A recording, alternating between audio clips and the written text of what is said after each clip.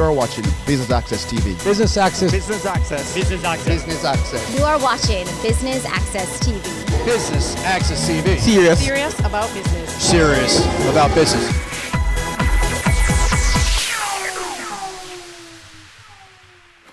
Business Access TV welcomes you to the launch of Weddings JA. I'm your host, Amita Prasadweb, and today we're here in the gardens of the Jamaica Pegasus Hotel. Please stay tuned for highlights.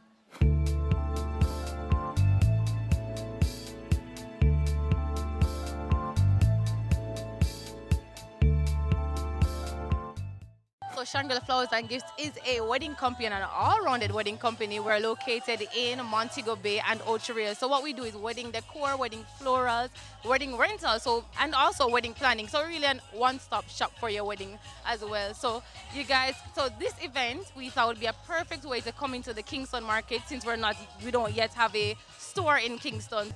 It's the launch of Weddings JA. What are your thoughts thus far, turnout and the other booths? Well, actually, it looks really well. I'm glad at the turnout, despite, weather had set to be rainy. So I'm glad with the turnout as well. And the booths are actually looking really well. So we're happy that we had sponsored this amazing event.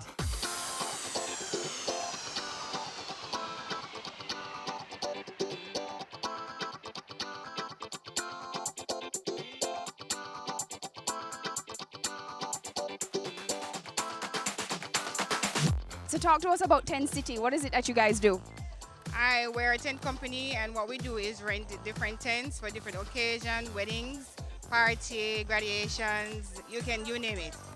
Talk to us about the relationship between Tent City and Weddings JA. Well, we're one of the sponsors, and they call us and we partnered with them, and that's why we're here today. What's next for Tent City?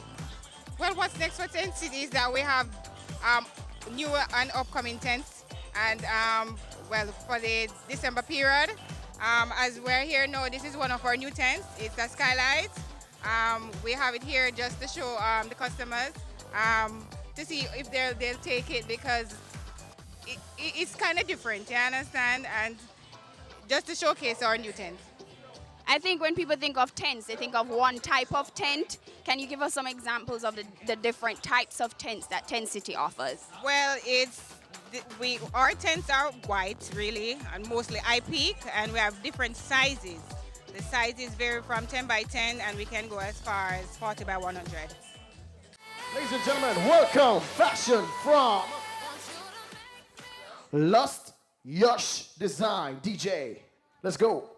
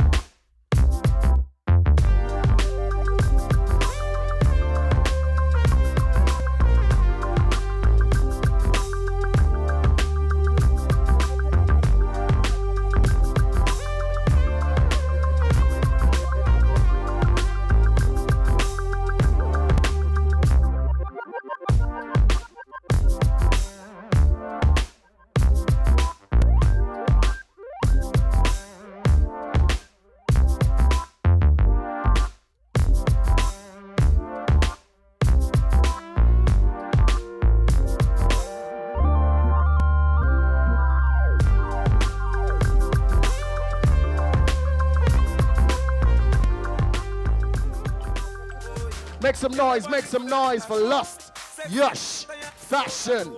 So where can we find you? Take it down. All right, so you can check us out on Facebook and Instagram at Lust Yosh Designs, or you can email us at lustyoshdesigns@gmail.com.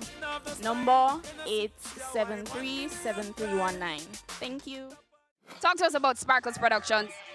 Well, we're a production company, but we do other stuff as well. We do weddings.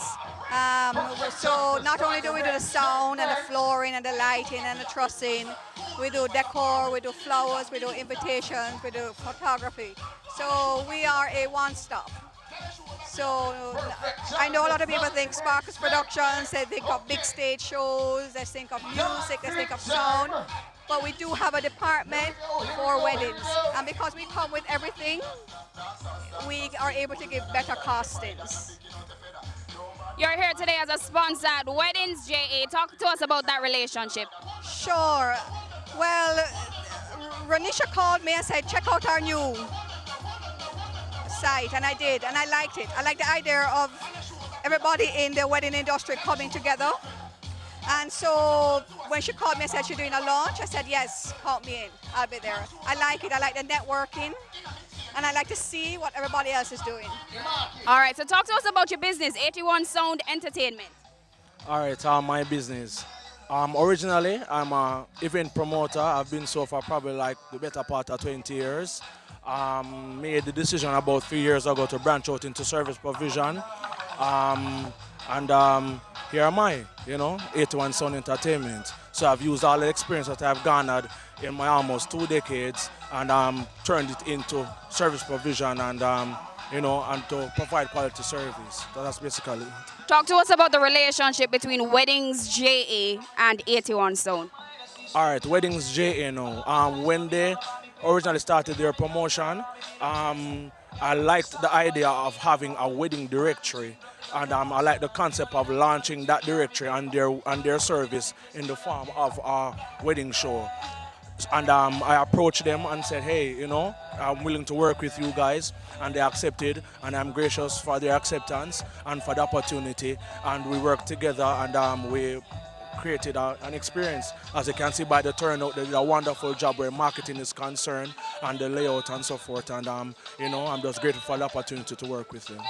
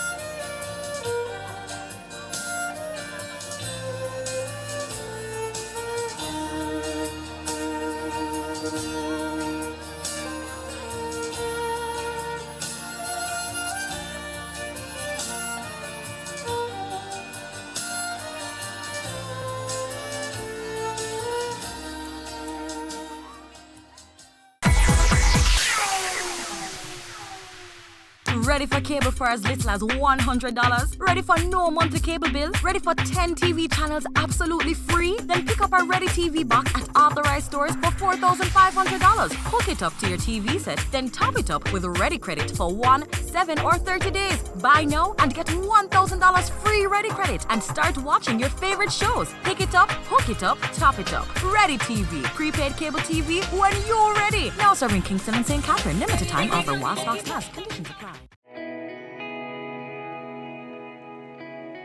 Every day you wake up, you have another opportunity to make this little island better, safer, a place where we all can be proud to call home. It's time we all recognize that every little thing we do has an impact on the Jamaica we live in now and the country we're leaving for our children. So promise me this, promise yourself this: no more will we tolerate criminals, even if it's our relatives. Tell them they're doing something wrong. Tell them to stop. Tell them no more robbing our children of the Jamaica they deserve. Tell them no more crime.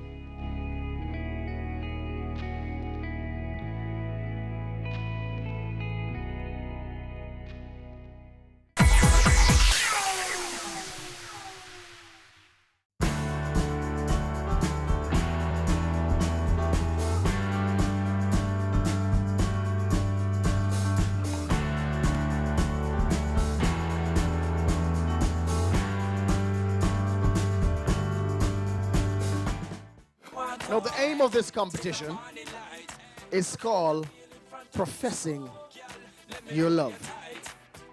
It's called what? Professing Your Love. What is it called? Professing Your Love.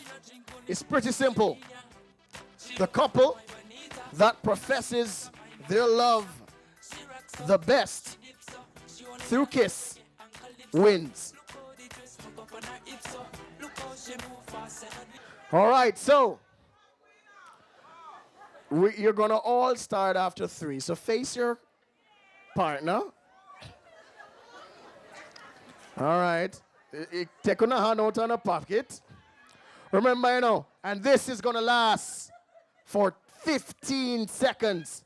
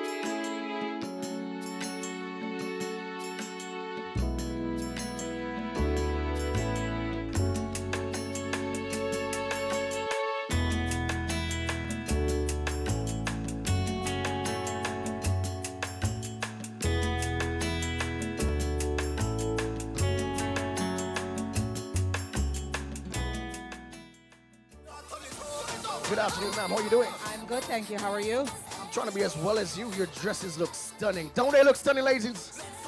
Come on, make some noise, ladies. All right, so tell us more about your company and where we can find you and all your contact information. All right, so it's Bliss Bridal Boutique. We are located at 7 to 9 Arden Road in our new big, nice, fabulous location. You can find us on Instagram. You can find us on Facebook at Bliss Bridal JA. Our telephone number is 876-622-2547, or for ease, it's actually 876-62-BLISS. All right, talk to us about Victoria House Events Limited. All right, Victoria House Events Limited is located at 11 Lindsay Crescent. What we do all year functions, but we mainly do weddings. We do from a pin to an anchor. The only thing we don't do is find the gentleman, but we find everything else: the dresses, the cake, the food, the pastor, the location, just about everything. Today you're here at Weddings JA launch. Talk to us about your experience here today. It has been an awesome day. Beyond my wildest dream. We had so many persons coming in. It was just busy, busy, busy all day, all morning. People just keep coming. But it was good. It's a good experience. And for sure, we'll be in this next year. WeddingsJA.com is Jamaica's premier online wedding directory, offering an impressive list of over 1,000 Jamaica-based wedding vendors.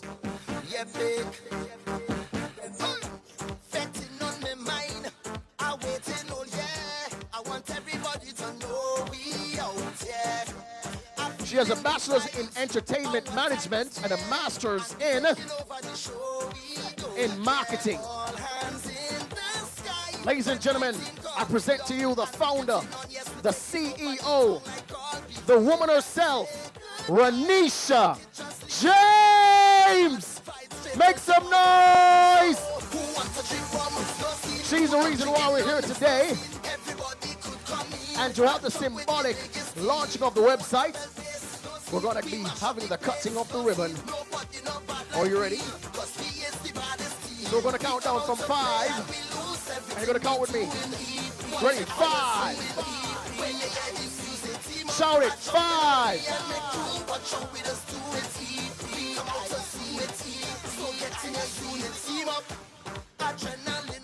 Round of applause, round of applause. All right, Renisha, tell us more about the vision behind WeddingsJA.com. Well, you know, people are always getting married, and any bride-to-be will tell you that planning a wedding is no easy feat. So, this website was created to make it absolutely easy for the bride to find everything that she could ever need.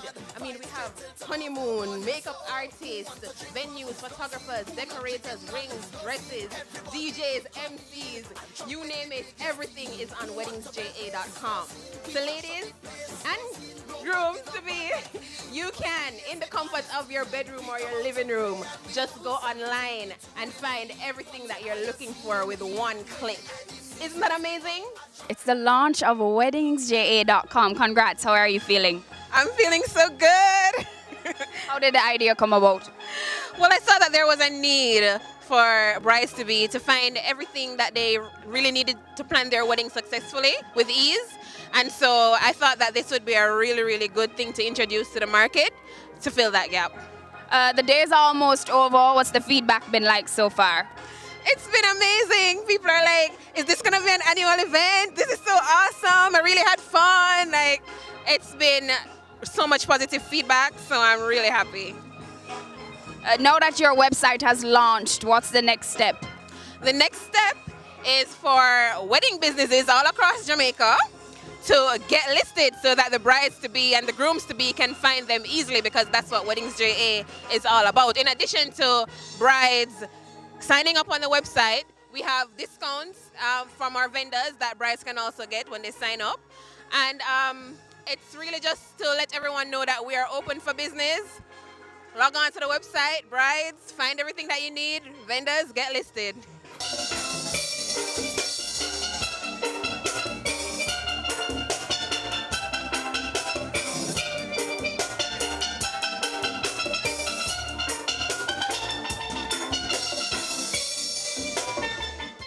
And there you have it, the launch of WeddingsJA. I've been your host, Amita Prasad Web, and thank you for tuning in to Business Access TV, serious about business.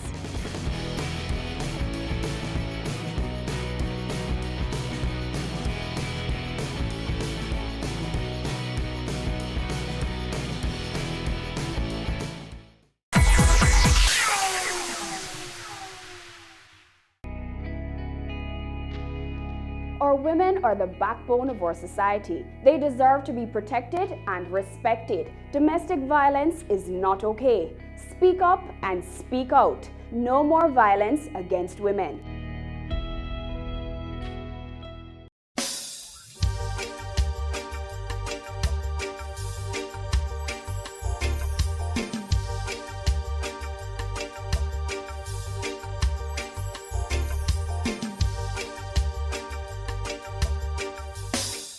Evelyn Harris is a maroon healer in Jamaica. She has spent decades making a living from her knowledge of Jamaican plants and their healing properties. The products she makes from these plants are in constant demand, and she's happy to be able to help others. She is symbolic of many persons in the Caribbean whose traditional knowledge is a rich and often unacknowledged resource. You have to be curious to learn about herbs. This is dog's blood, and this one is good for infection or black tube. And this one is piaba, and the piaba is what good for a woman who's going through menopause. She, like many others in the region, can share stories of how her knowledge has contributed to research without being properly credited or compensated. But all that will change as more Caribbean countries are getting on board with a Nagoya Protocol that will protect knowledge held by persons like Evelyn and will serve to preserve the natural resources she depends on. The Nagoya Protocol is an international agreement that focuses on the fair and equitable sharing of the benefits from the sustainable use of genetic resources. It is an agreement that researchers and prospective business developers that use the Caribbean's natural resources need to be aware of. The Caribbean region has an abundant variety of marine and terrestrial biodiversity, including a high number of endemic species of flora and fauna. This richness is combined with a mix of cultures and traditional knowledge. Also, it is clear that Caribbean countries recognize the importance of their unique genetic resources and associated traditional knowledge, and at the same time know that sharing the benefits of the utilization of these resources can be a way to protect the rich natural resources and bring prosperity to Caribbean people. The International Union for the Conservation of Nature, IUCN, in partnership with the United Nations Environmental Program, UNEP, and the Global Environment Facility, GEF, is working with regional governments, research institutions, and other partners in the Caribbean to support countries to promote the sustainable use of the region's resources. The needs are envisioned at 3 levels.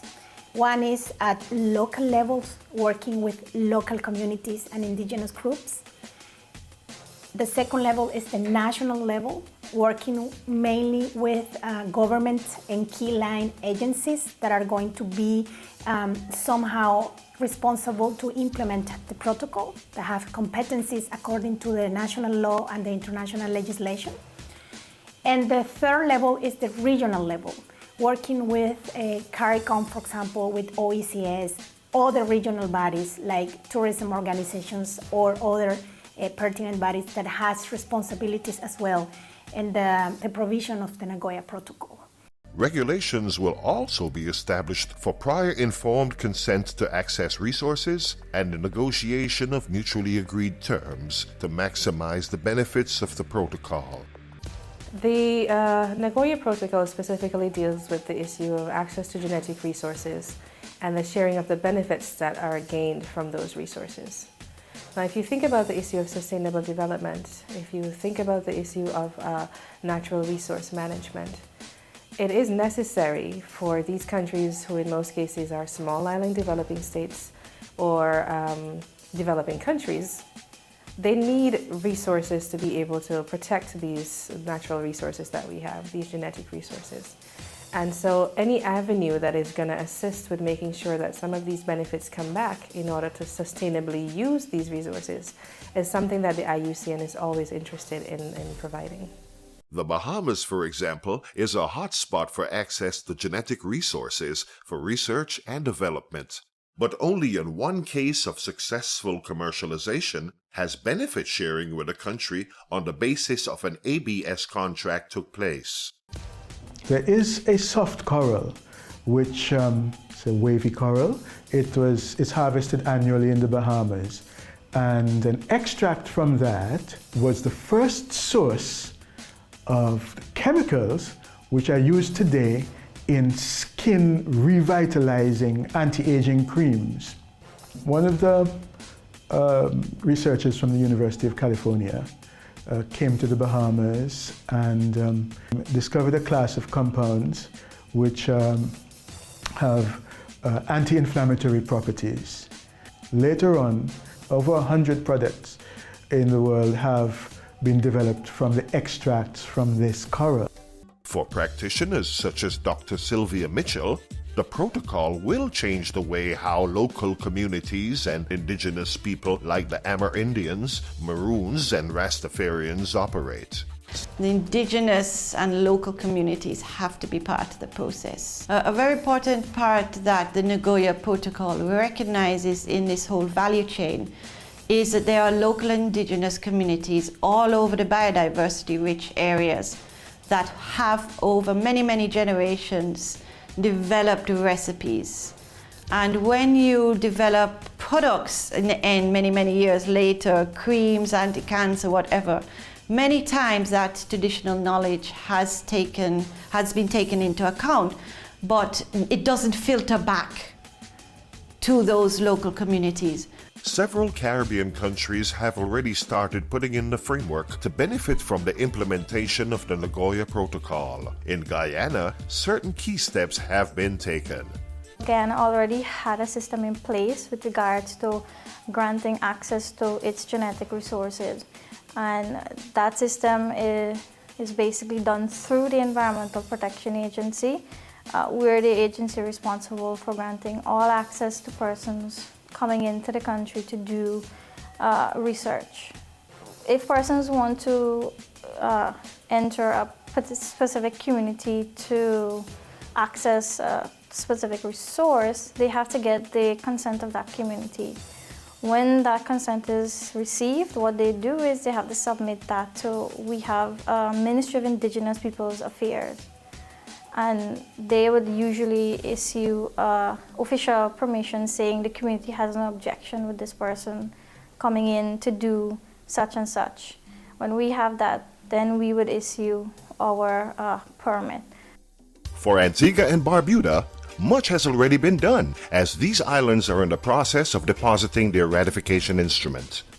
This project will allow us to develop our regulations, to develop our policy, to set up our institutional infrastructure to now manage the issues. We don't know when any genetic materials and the associated traditional knowledge are being taken out of the country. We're not aware. It's only those people who will inform certain agencies or certain government agencies that they're taking them out. That only happens occasionally. But in instituting this Nagoya Protocol, in instituting our ABS regulations and policy, we'll be able to finally have a system to regulate this process. The Nagoya Protocol is helping to preserve traditional knowledge that could be lost as elders die. Over a period of time, people will come there, people have their complaints, people want to be treated for some ailments or whatever, and people will just come to folks who do what they have to do for them, but not necessarily telling them, you know, what is it I have done for you. Okay, if you come, you have a problem with your belly or your back or your shoulder or whatever, you will get the treatment for it. But it doesn't necessarily mean that you're gonna know all the ingredients and stuff that goes into it. And even sometimes if people would probably show to you, you might see an ingredient or two that they use, but it would be probably the least importance of the ingredient that you would have seen. As the Caribbean embraces new opportunities to benefit from our biological resources, we look to the future. I represent 11 parishes across the island which have a membership about 5,000. These are traditional farmers who have been growing marijuana illegally for years. Now that we are on the way to have a formal industry, we are working hard to allow standards to fit their needs as grassroots people while working with governments and agencies across the world. The Nagoya Protocol is opening doors for Caribbean people.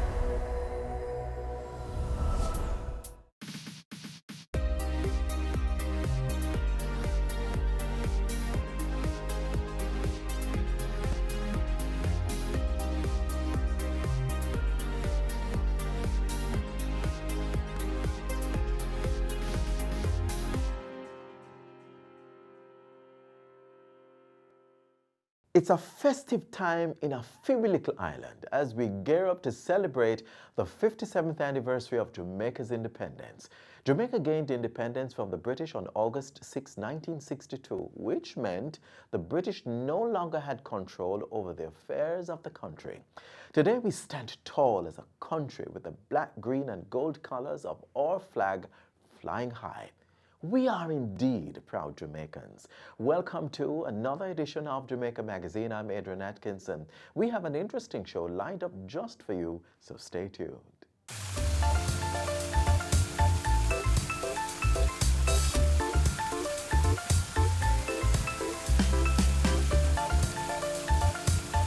Jamaicans love to shop, especially during the holiday seasons or even back to school. Before, it was usually in-store shopping only, but with advancements in technology, online shopping is now a big deal. This week on Get the Facts, we have all the details from the Consumer Affairs Commission on how you can stay safe in the retail space.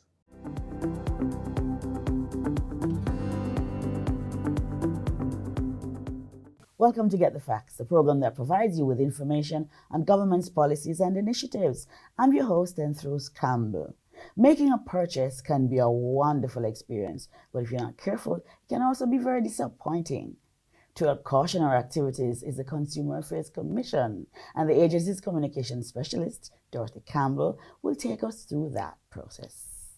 Ms. Campbell, welcome to the program. Thank you for having me. Good to have you. Happy to be here. Let's start by you telling us about your function, your role and function of the Consumer Affairs Commission.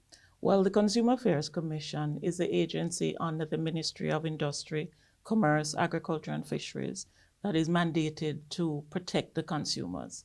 And how we do that is through education, through market surveillance, and through redress of consumer complaints. These are the three main platforms under which we function. Right. How do you go about educating the public? Well, first off, we try to use our legislation, the Consumer Protection Act, to educate consumers about their rights and responsibilities as provided in the Act. This is one of the avenues we use as a media, such as programs such as these. We also do outreach in tertiary and high schools as well as primary schools. We go to social clubs when we're invited, and we also invite ourselves to organization meetings and so on in order to sensitize persons about their rights and responsibilities. Right. So the visit to schools and colleges, I'm thinking, that is really active? It's very active. The outreach, the Director of Research, as the Director of Field Operations, is responsible for outreach activities. And while we're constrained by finances as well as the kind of human resources, we do a fairly good job of going out to high schools, even technical training schools such as HART. We're ever present.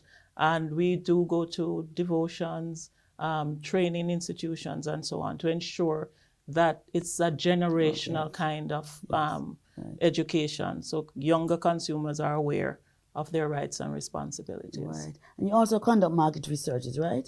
That's the core of who we are, is the market research, because our market surveillance ensures that there's a stabilization within the marketplace. And how we do that is that we ensure that the information that we collect on the market is distributed widely among the consumers.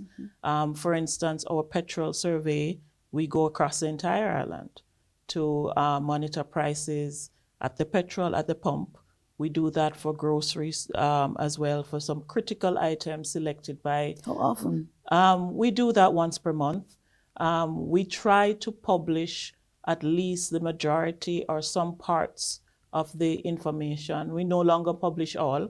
It's very expensive, but we have found other platforms to share the information. So while we may publish in print some of that information, we use social media, our website, the digital media, and we're currently working on an app to help consumers to access the information. So The information you published in print, Mhm. that is every month. That's monthly. And all the newspapers? Both newspapers. Both newspapers, Right. yes. Yes. Yes. Dailies, both the dailies. And that's at the end of the And- month, what part of the month? Well, that schedule sometimes varies because of not only the availability of the data, but sometimes the verification of the data takes a little while. We do this digitally, so it's uploaded immediately to our database when the survey officers go out.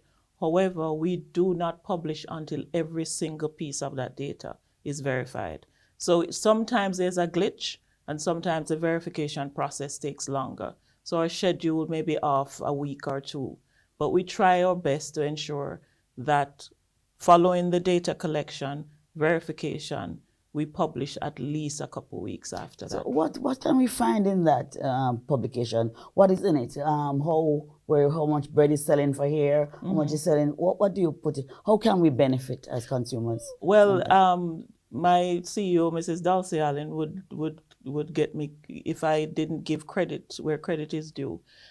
The Honorable Carl Samuda, in another jurisdiction when he was our portfolio minister, the brainchild of the consumer alert in that stoplight production, red for highest prices and green for the lower prices, that's his brainchild.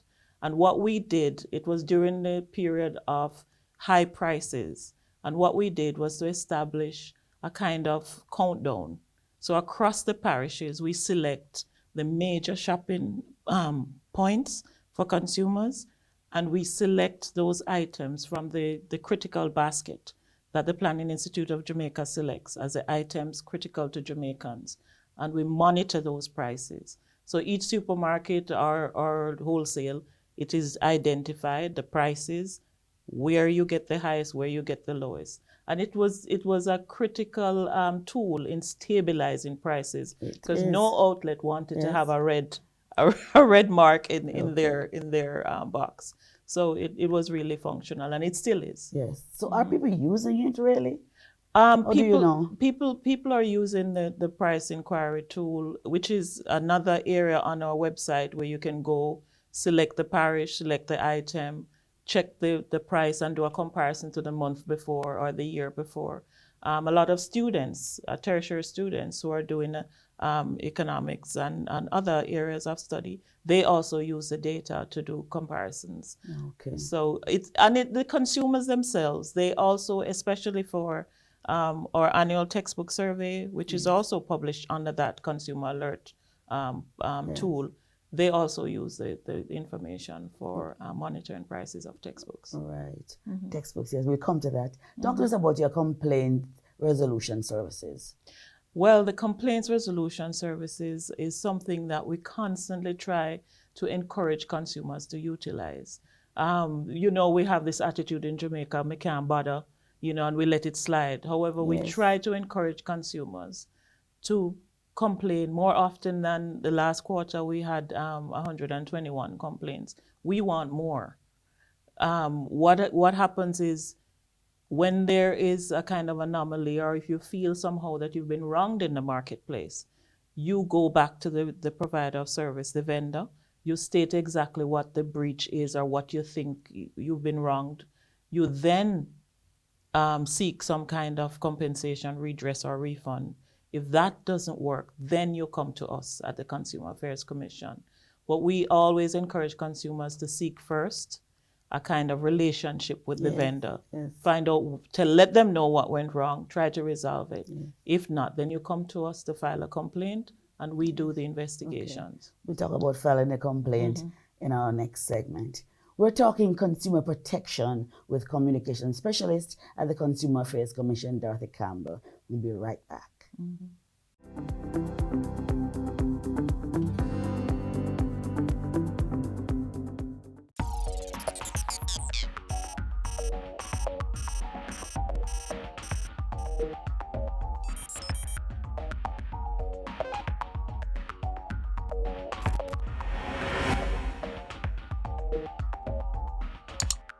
We share a lot of sensitive information and data. And once criminals get access to this information, indeed, people are at risk based on the sensitivity of the information that they share.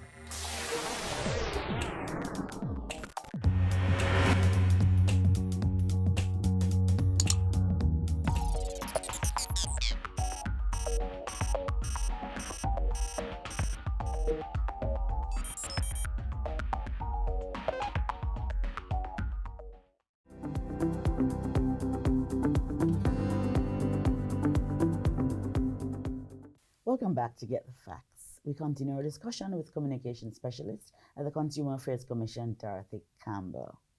Ms. Campbell, what are some of the more frequent complaints that you get from consumers? Well, the Consumer Affairs Commission has registered ever since we have been keeping records of complaints that the highest amount of complaints we receive are on about appliances and electrical equipment. It has always been that. And secondly, on motor vehicles. On motor vehicles. And then there are other categories that fall below Right. that, like furniture and etc. Okay. But it has always been electrical equipment, electrical appliances, and equipment. Yes. So how do you deal with complaints? And what's the process of getting, you started talking to us about that in the earlier segment. Right. Well, what we do is that we encourage consumers to complain wherever they are. So if you're in the store and you are having a problem, or you're at the mechanic or wherever you are, you contact the Consumer Affairs Commission for anything unresolved. You may contact us by phone, you may email us, you may even send us a WhatsApp if you choose. Or you may walk into our offices in Kingston, Mandeville, or Montego Bay, and you sit down with a complaint officer who are, I must say, have been trained in dispute resolution strategies. Okay. Right. So they're equipped to deal with the aggressive sometimes. Dispute though? Because sometimes the confrontational way in which these cases evolve, you have to have the skill to get them to calm down in order to get some progress with the towards resolution. So we can complain from our phone by sending you a text message, an email, or go to our website, yes. because our website does afford a complaints form. You can submit that. The complaint officer will then use that to contact the consumer. Yes. However, we must say you must always give us a contact number that is workable, working, and that we can use, because the first step is to speak with the complainant and then with the vendor, so that we can put the information together to determine whether or not. So I filed my complaint. How long is this going to take? Well, it depends. Some cases take 24 hours, some take 24 minutes, because very often a complaint comes to us because of the unwillingness of compromise between both the vendor and the consumer. And a simple intervention by the CAC would resolve that issue. However, it may also take 24 days if it's a case where, for instance, we need a third-party expert to either run some tests and give us an independent report, or if we need the Bureau of Standards of Jamaica to test an item. So it depends on what the nature of the complaint is about. So you have a set time within which you start the process. Right. And that would be... A consumer can expect a call back if they submit a complaint within a day or two. Most consumers will receive a call within a day or two. But we do have a standard within the office that the process would go within 9 days. However, if the vendor is not responding to our queries or our demands, depending on the level, then it will extend the period of investigation. So we're in back to school shopping period, you know. Everybody's out now shopping, busy. What are some of the advice? What advice will you give people who are shopping now for school books, for shoes, for all the things you need for your children? Well, the first thing that the Consumer Affairs Commission advises parents to do is to shop at home first. So you do your research at home, because going out to shop means that you would have done your comparative shopping. You've already located the best prices, where you're going to buy what, because the one-stop shop sounds convenient, but it's not always the best way to go about it. So what we try to do is we offer the annual textbook survey, which is the database comes from the Ministry of Education. It gives us all the approved texts. We then verify those texts in terms of publication, edition, etc. And then we go, we have our field officers, our survey officers go to the bookstores to verify availability and price.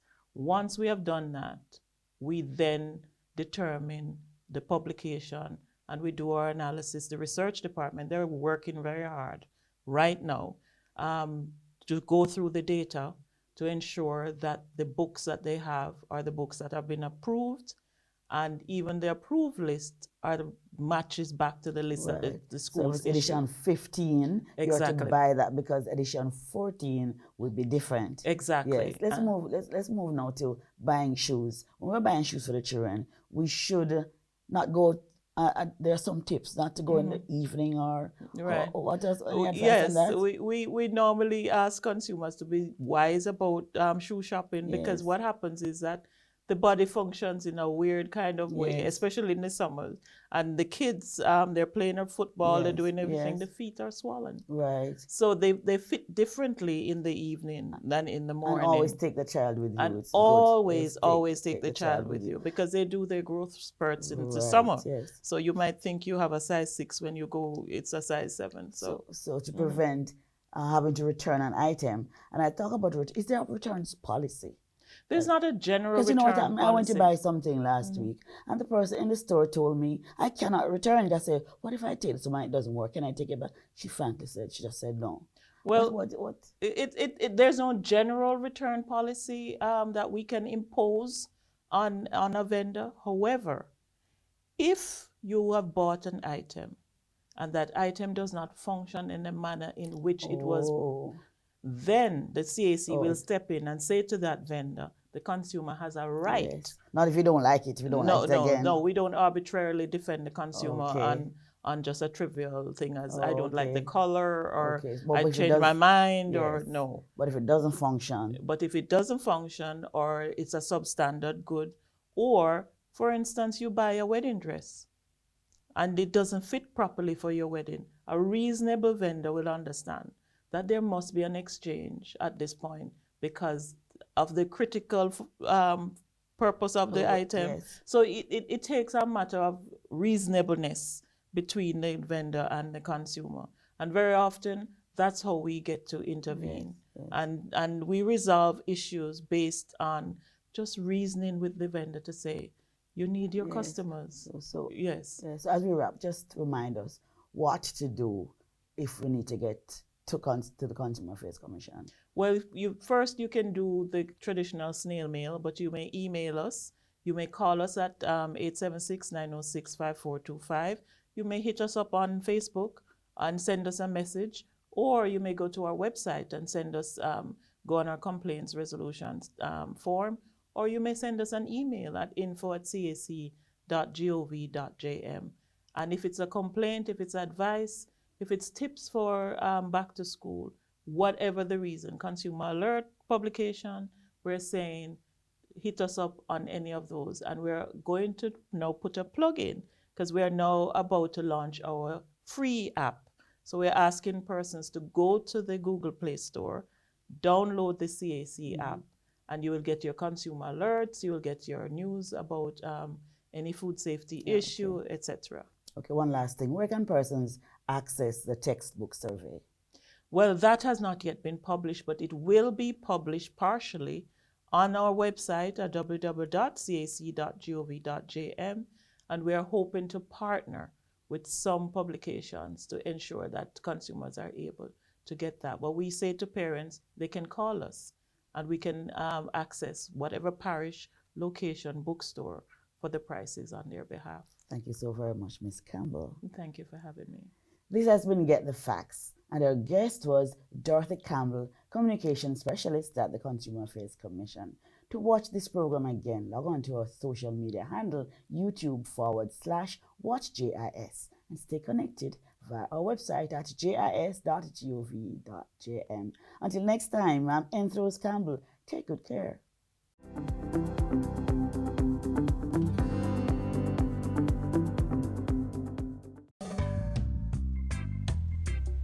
Coffee was introduced to Jamaica in 1728. Creighton Estate was established around 1765, and the Blue Mountain Range and the central region of Jamaica, which is the Grand Ridge of Jamaica, were the major coffee producing regions. Currently, we are fully certified under the Rainforest Alliance, and we are the very first entity in the Caribbean region to attain that certification.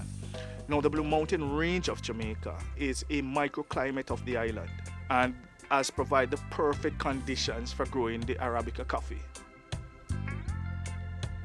A typical day in the Blue Mountain, the most sunlight is in the mornings from about 11:32 to 4 p.m. You know, this is the weather that we experience. This is a norm in the Blue Mountain. It's nothing unusual, you know, for the range to be covered with mist. And after sunset, the temperature basically goes below 20 degrees Celsius.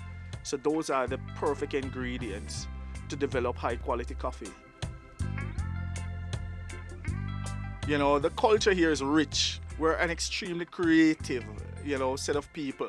In Jamaica, there's everything. If you're a nature lover, we have it. If you like the wetlands, we have it. You know, great coffee, you know, great food. You know, God has been good to us. You know, the God has been good to us. The universe has been good to us, you know, as a country. You know, and, this rock, I love it, man. I love it.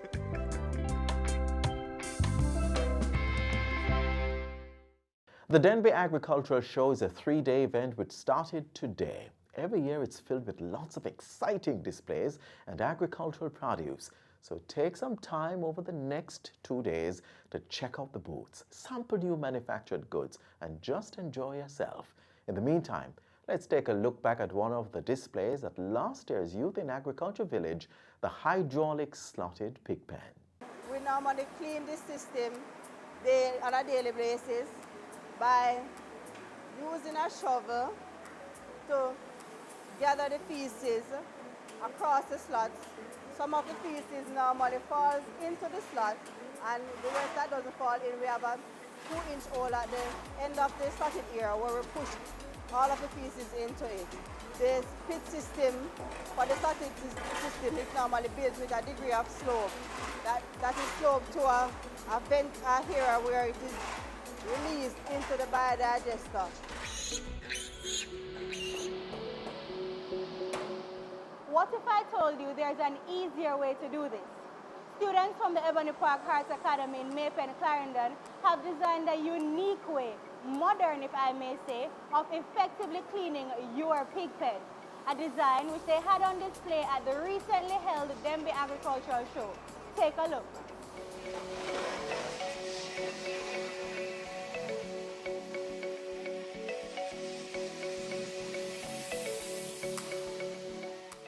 This is a pig pen, but not just any pig pen. This is a hydraulic slotted pig pen. Normally, pig pens aren't made to just move up and down. They don't have any up and down movements. So with this pen now, we make it that it can use the hydraulic system and let it go up for better sanitization of the pen itself. So this pen is connected to a biodigester. This biodigester is a system where the waste / the effluent from this pig pen can be converted to a gas called methane, which can be used like a fuel in the home, or it can be used to help with the maintenance of this because it can use to power this system itself. As said before, this is a hydraulic slotted pig pen, therefore after a while there will be a buildup of feces and excessive bacteria beneath the pen. Therefore the hydraulic system would come in place because this would allow us to clean beneath the pen effectively. Before we clean beneath the pen, we place a fiberglass beneath the pen to prevent the excessive feces and waste material from passing through because we don't want it to touch you while we are beneath the pen cleaning.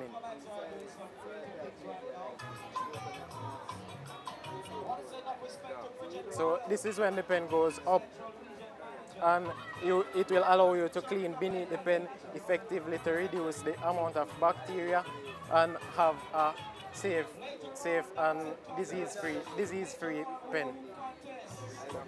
Afterwards, after you have done cleaning, you place the pen back into its designated area and remove the fiberglass and sanitize it. And that's the pen. Our course is general agriculture. In general agriculture, we do with the husbandry practice and the cleaning of pens and sanitation and so forth. But we have slatted pen down there. And we have noticed that, you know what, with the slatted pen now, after a period of time, you may have a accumulation of bacteria because of small pieces of feces here and there. And remember, the swine/the pig are some animals which they easily catch disease and are easily infected. So that is why and how we come up with this invention. We don't have lots of difficulty because our senior instructor, Sir Calvin Wills, has supplied us with most of the resources needed. But the challenge that we face was mainly making this component, making the up and down movement without the use of electricity. So we had to think about it throughoutly. We just buck up on some syringes. So what we did was, we noticed that when you connect two syringes with a tube, when you push one down, the other one will go up. So we think about it and say, mainly we can use this as the hydraulic component of it using water. Like a liquid, you can use any liquid, not a too thick liquid, a liquid which can flow freely and make the movement. So we have the tendency to connect the syringe to each corner, to 4 corners, and to these syringes we connect them on the framing. So when we have the tendency to push down the syringe, the pen will go up, and when we push up the syringe, the pen will go down. So that is our hydraulic component of the system. Youth involvement in agriculture is top priority for the government.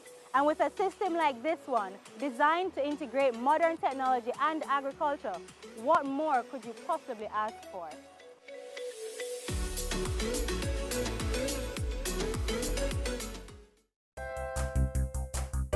So many wish they could visit our shores. We live where they vacation. Brand Jamaica beckons all from the 4 corners of the earth. Well, as a Jamaican, I have great pride in selling it. You know, your pride that you sell Jamaica with is something that it rolls off. Jamaica has so much to offer, and every time I have the privilege of bringing an executive down to Jamaica, an executive from an airline or a tour operator or a travel agency, and you take them across the country, you know, the pride that they said, wow, I can't imagine, especially when it's their first time. Wow, I love this. Build it. Cherish it. Our wealth is Brand Jamaica.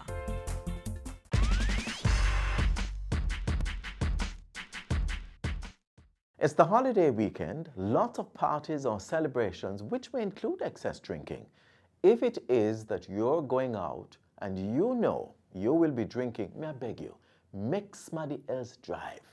Having a designated driver will easily save your life and the lives of others. No bother speed. Trust me, it won't make you early if you're already late. Drive for yourself and others, not only this holiday period, but every day you go out on the road, as we aim to make Jamaica the place of choice to live, work, raise families, and do business.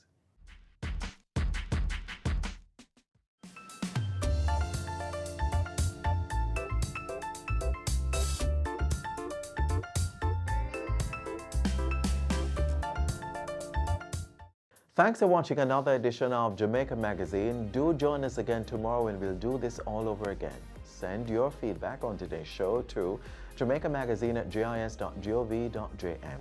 Also, follow us on all our social media pages, Instagram, Facebook, and of course, there's Twitter. Download our app on your Apple and Android devices, and you can also visit our website, gis.gov.jm, for more information. On behalf of the entire production crew, I'm Adrian Atkinson. Thanks for watching.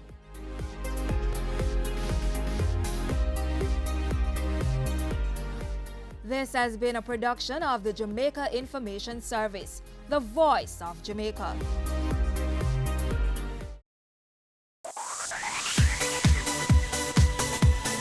You're watching Business Access TV. Business Access. Business Access. Business Access. Business Access. You are watching Business Access TV. Business Access TV. Serious about business. Serious about business.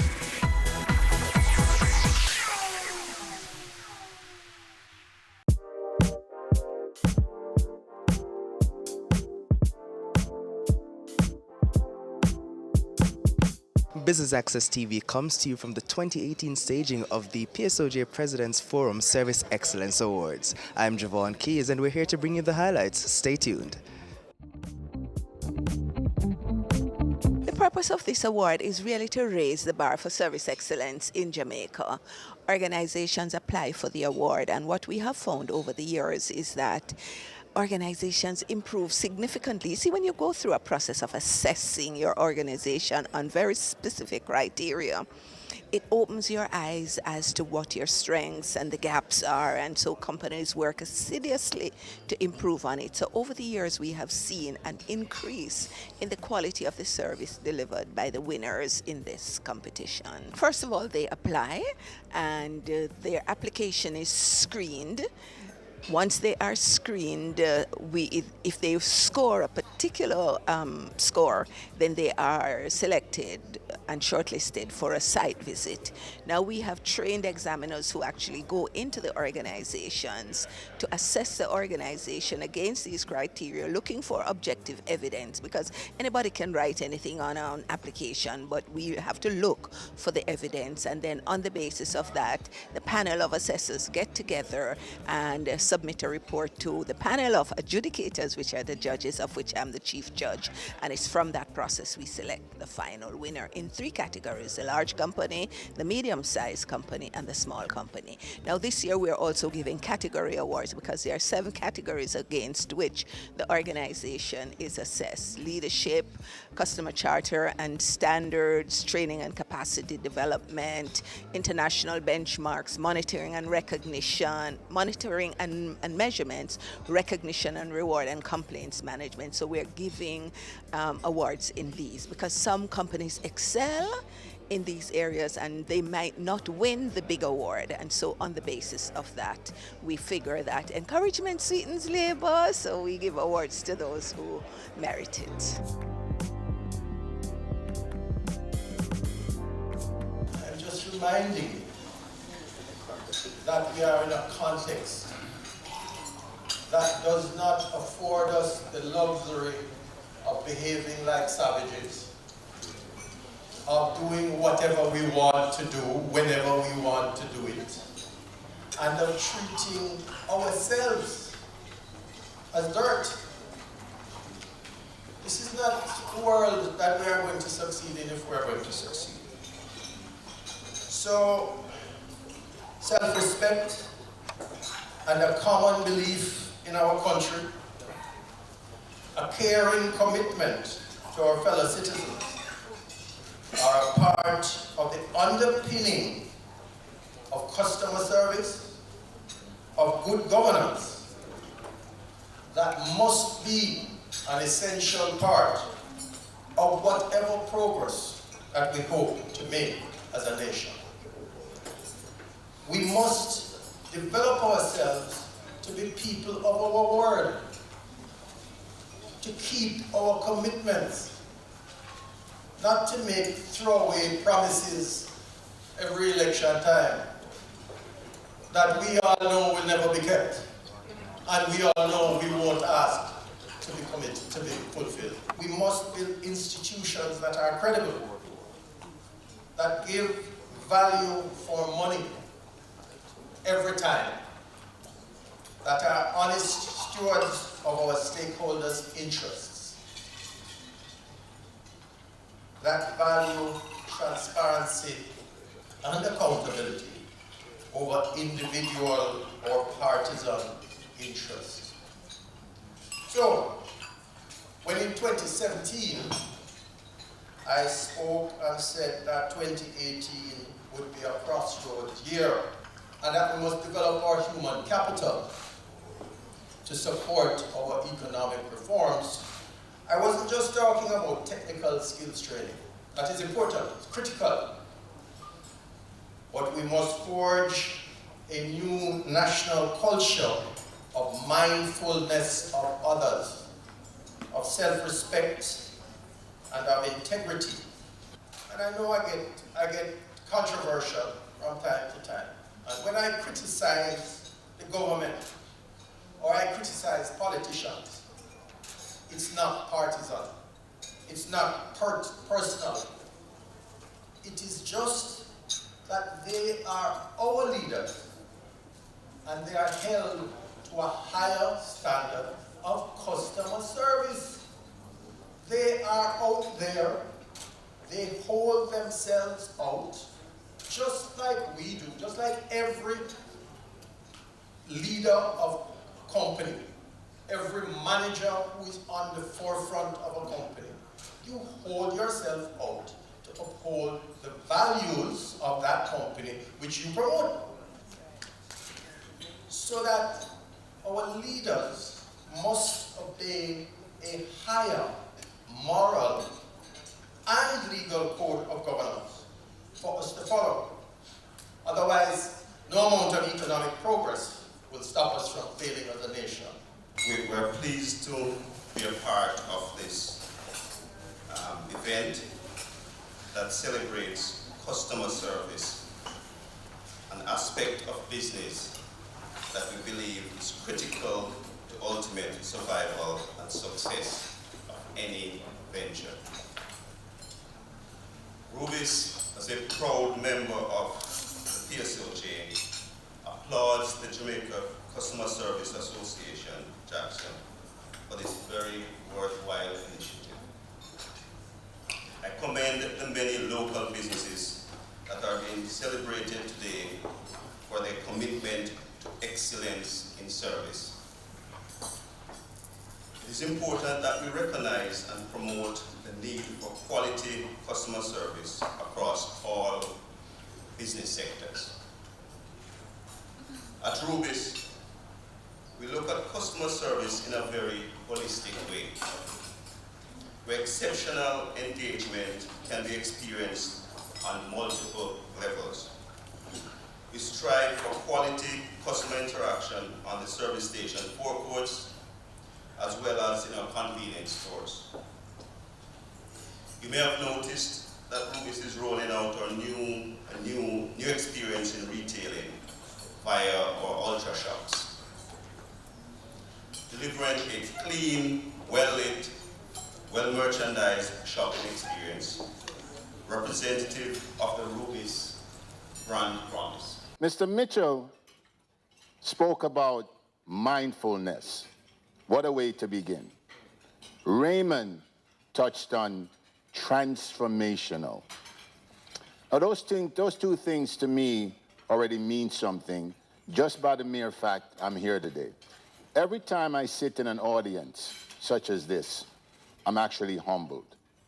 I'm humbled because when I listen to the person they're introducing, I wonder who they're talking about.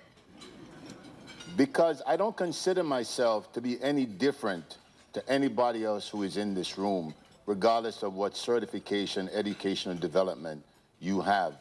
To me, we're all equal at the foot of the Lord.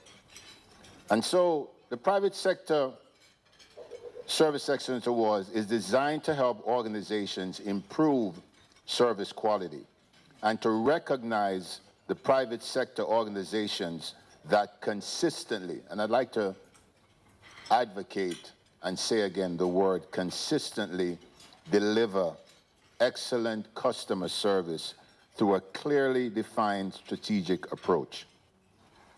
The PSOJ and the JACSA are firm believers that the success of private sector organizations is dependent on consistent delivery of service excellence.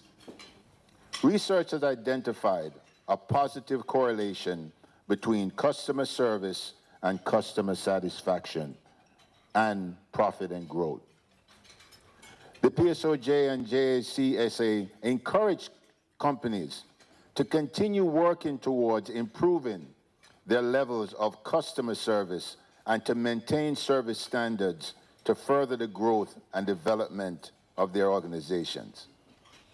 Now, again, as I sat this morning and I listened to Mr. Mitchell, you really couldn't miss the fact that you're listening to someone, and even at the table that I'm fortunate to be seated at today, I'm surrounded by individuals that when you listen to them, they're all passionate about the reason why we're in this room this morning. So today I have bad news and good news.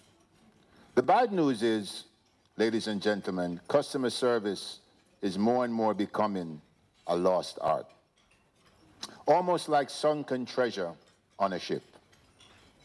The good news is, you've all now just become Pirates of the Caribbean, and your job is to find this treasure and restore it to its original position, which means excellence has got to be the hallmark of what we do every day.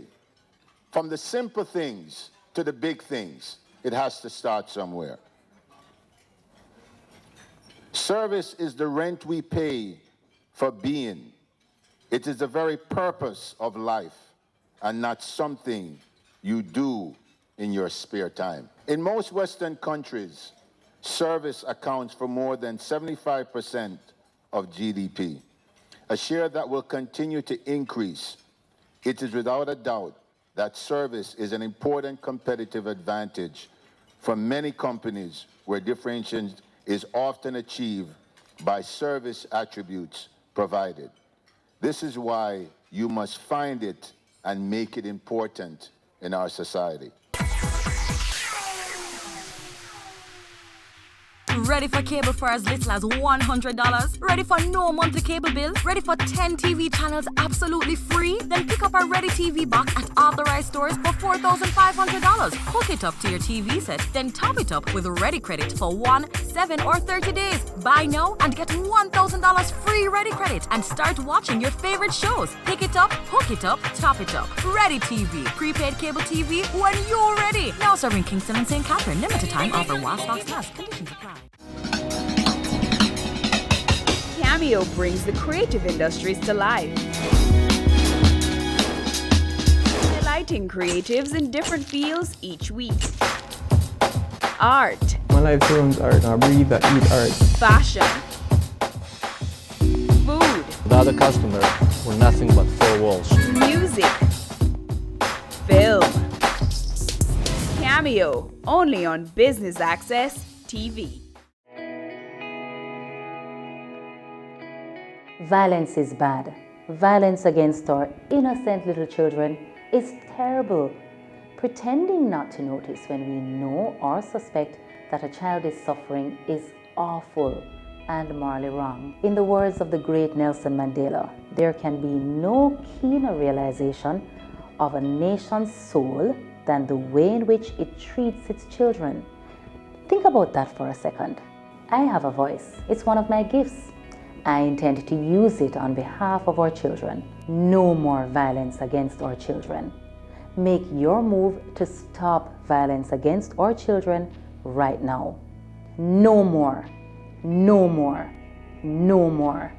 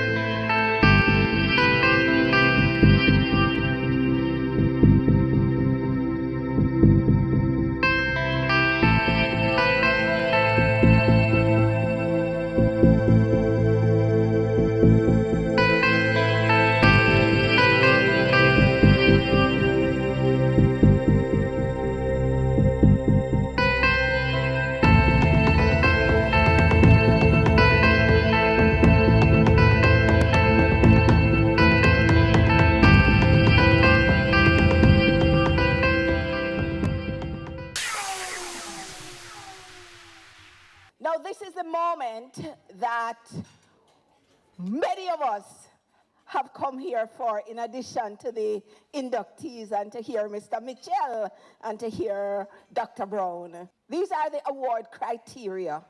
And I know we've been having a lot of discussions as to how is it that we are going to get service excellence to be embodied and entrenched in organizations and be woven into the very fabric and the DNA of the organization. This is it, folks. So it begins with leadership, strategy, and governance. This is what the organizations have been assessed on, their customer service standards and customer service charter. The charter is your promise to the customers, the standards, how do you do what you do in order to deliver service excellence all the time. And these must be codified and lived and not be a paper tiger. We have found that the organizations that have people who have been given the responsibility to, one, live service excellence, train others in service excellence, monitor the whole business of service excellence and performance against standards. When you have a cadre of people who live it and monitor it and help people to improve, it is amazing to see the difference it makes in an organization. So, the winners are, come on folks, drum roll, drum roll, drum roll, drum roll, drum roll, yeah? We're gonna start first with the category awards, and this year we made a decision to give category awards in the medium and small category and category awards in the large company. We have for leadership and strategy, Massey Gas Products.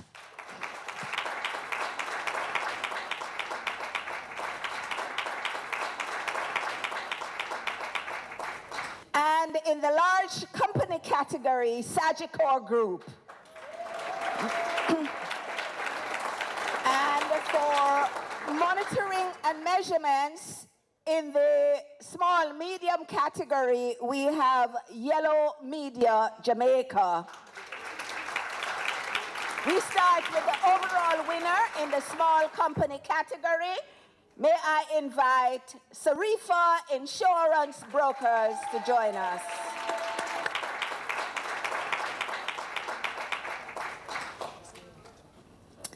The large company winner, and that is Victoria Mutual Group.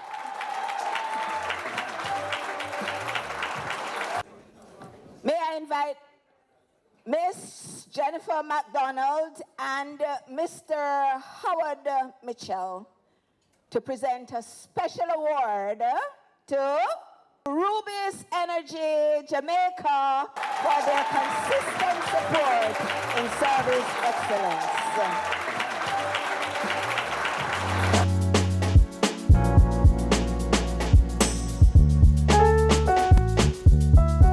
It's always a pleasure to be recognized by the PSOJ and Jamaica Customer Service. You know, I think this award is very timely for us. I mean, we entered in 2015 and 2016, we're also winners. We sat out last year and we came back again this year. So we're very appreciative of being recognized, as I said, from the PSOJ and Jamaica Customer Service Association in terms of what we're doing, not only for external customers, but for our internal customers, which is our team members. From the start, it's Sarifo. Service and technology has always been the forefront of what we do. You know, from the beginning, I told my team members, you know, we cannot see ourselves as a perpetual work in progress. So the last thing you want to do is to remain stagnant. I mean, we're in a dynamic world of technology. Things are changing, you know, every second, and we always have to be ahead of the game in terms of not only how we treat our customers in terms of service, but also technology in how we're delivering our service to our customers. It's a fulfilling feeling because we have been a member of the PSOJ for a number of years, and anything that we can do to encourage quality, and in this particular case in customer service, is something we fully endorse. It's our lifeblood because, as you know, we are a retail organization. It means that we interact with thousands of customers on a daily basis, and we have to ensure that in our delivery that we're delivering best service at all times. It is a fantastic feeling. In fact, this is our third time winning. We have won the 3 times we have entered, and it's really just a testament to our work. We value our customers. We believe we exist only because of our customers. And I think this is testament of our work. At Gaspro, we believe at the end of the day, it's about the customer. And it's because of the customer why we exist. So we really take this as a testament to our service of our customers who go from a 25 kg user in the hills of Clarendon to a big hotel on the North Coast, and we really value and celebrate what we have been able to do, and we are glad to have been recognized by our peers. This is very important to us. This is really our means of supporting customer service excellence in Jamaica. We recognize that this service excellence event, is a major catalyst. It serves as a catalyst to encourage organizations to put in systems and processes in place to deliver excellent customer service. Because at the end of the day, customer service is a very important pillar in growing your business. And we're all operating in an environment that's in a global environment. And if we are to be competitive as companies in Jamaica, we have to see customer service as an important pillar. So we have been supporting this. It was easy for us really to make the decision to sponsor the awards, and we have been doing this for over 4 years. And we certainly enjoy this partnership with the Jamaica Customer Service Association and PSOJ. We are a proud member of the PSOJ, so we see this as our contribution to the organization of which we are part. I think we are getting there. I think we have just completed, we just ended the 3-year medium term, and I know that we are working with the PSOJ as they roll out the next 3. I think what you have seen today is an example of how companies have stepped up to the plate to offer good service, and not just to locally, but to internationally benchmarked standards.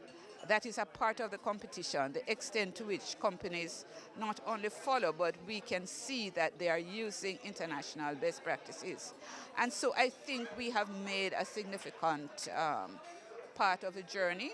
We are on a significant path.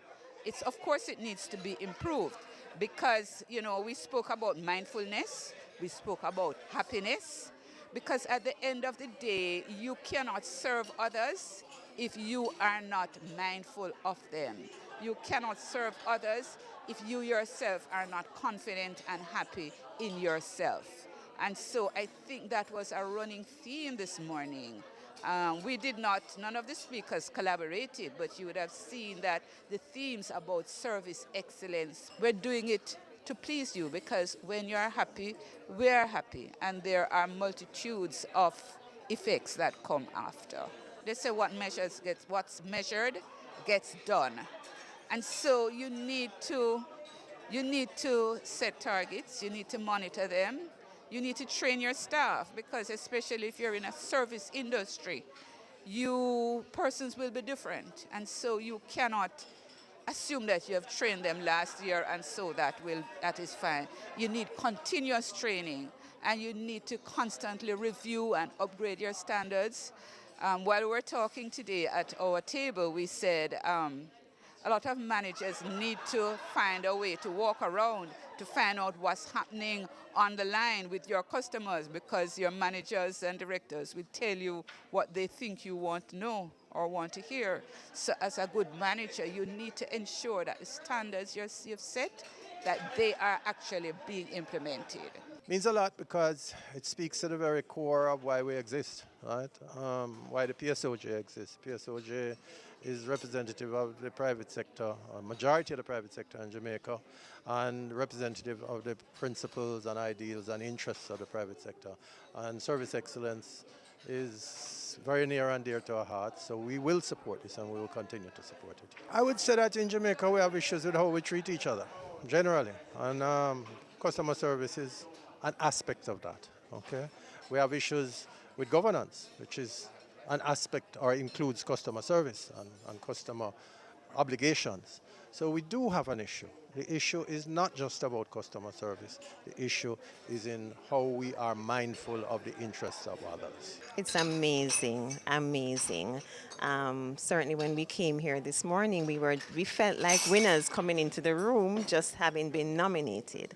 So the fact that we actually received 6 of the 7 awards and the overall award. I mean, it's just an amazing feeling. I don't think that I've quite come to grasp it as yet. We don't really want to give away all our secrets, but suffice it to say that we, about a year, maybe just a little over a year ago, we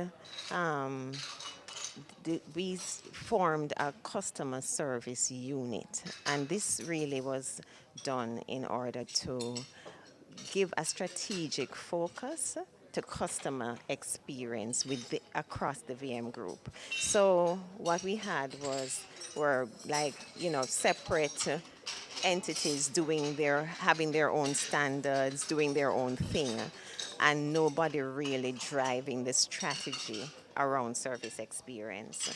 So just over a year ago, I joined VM, about 18 months actually, and one of my mandates, which came from our group CEO, Courtney Campbell, was the establishment of this customer experience function, which we did, recruited somebody to the position, Denise Williams, about a little over a year ago.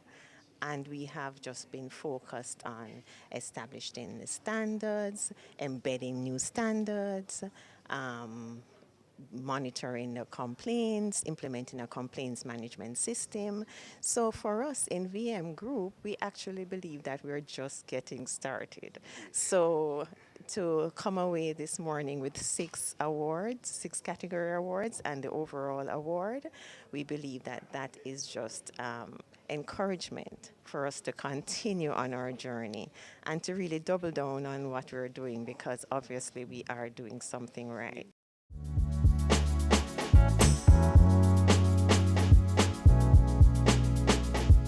And that's it from us here at the PSOJ President's Forum Service Excellence Awards 2018. I'm Javon Keys for Business Access TV, serious about business.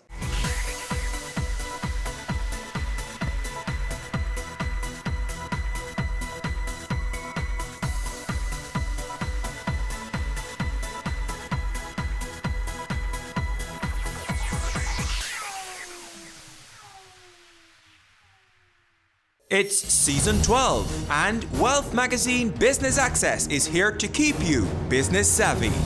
With an impressive mix of some of Jamaica's most inspiring business moguls, we continue to keep Jamaica informed, empowered, and ready to dominate. Tune in Sundays at 5 p.m. only on BATV. You're watching Business Access. Business Access. Business Access. Business Access TV. Serious about business.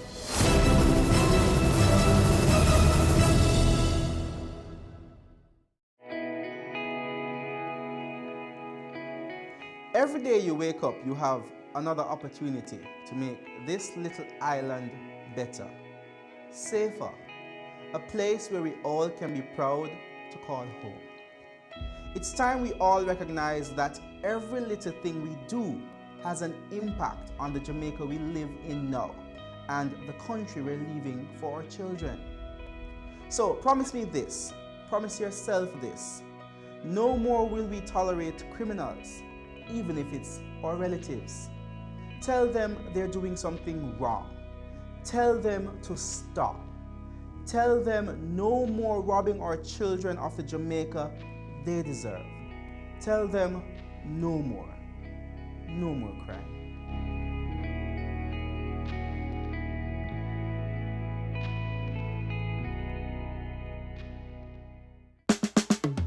Caring Hands Season 3 continues to effect change in a changing environment. Many of us were raised by grandmothers, right? So, we know the wisdom that these people have. Going beyond business. The little leaders of today are our leaders of tomorrow. And with the proper education we'll have very good leadership coming from that.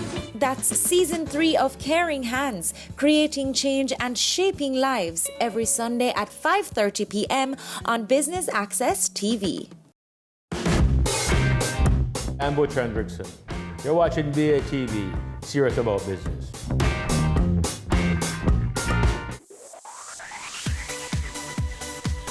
You're watching Business Access TV. Business Access TV.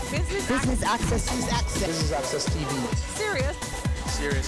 Serious about business.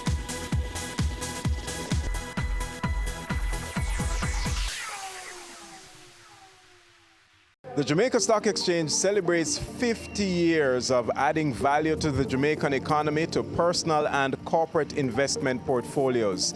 Tonight, the Stock Exchange looks back from 1969 to 2019, where it has been hailed the world's leading stock exchange. I'm Elon Parkinson. This is Business Access TV, serious about business.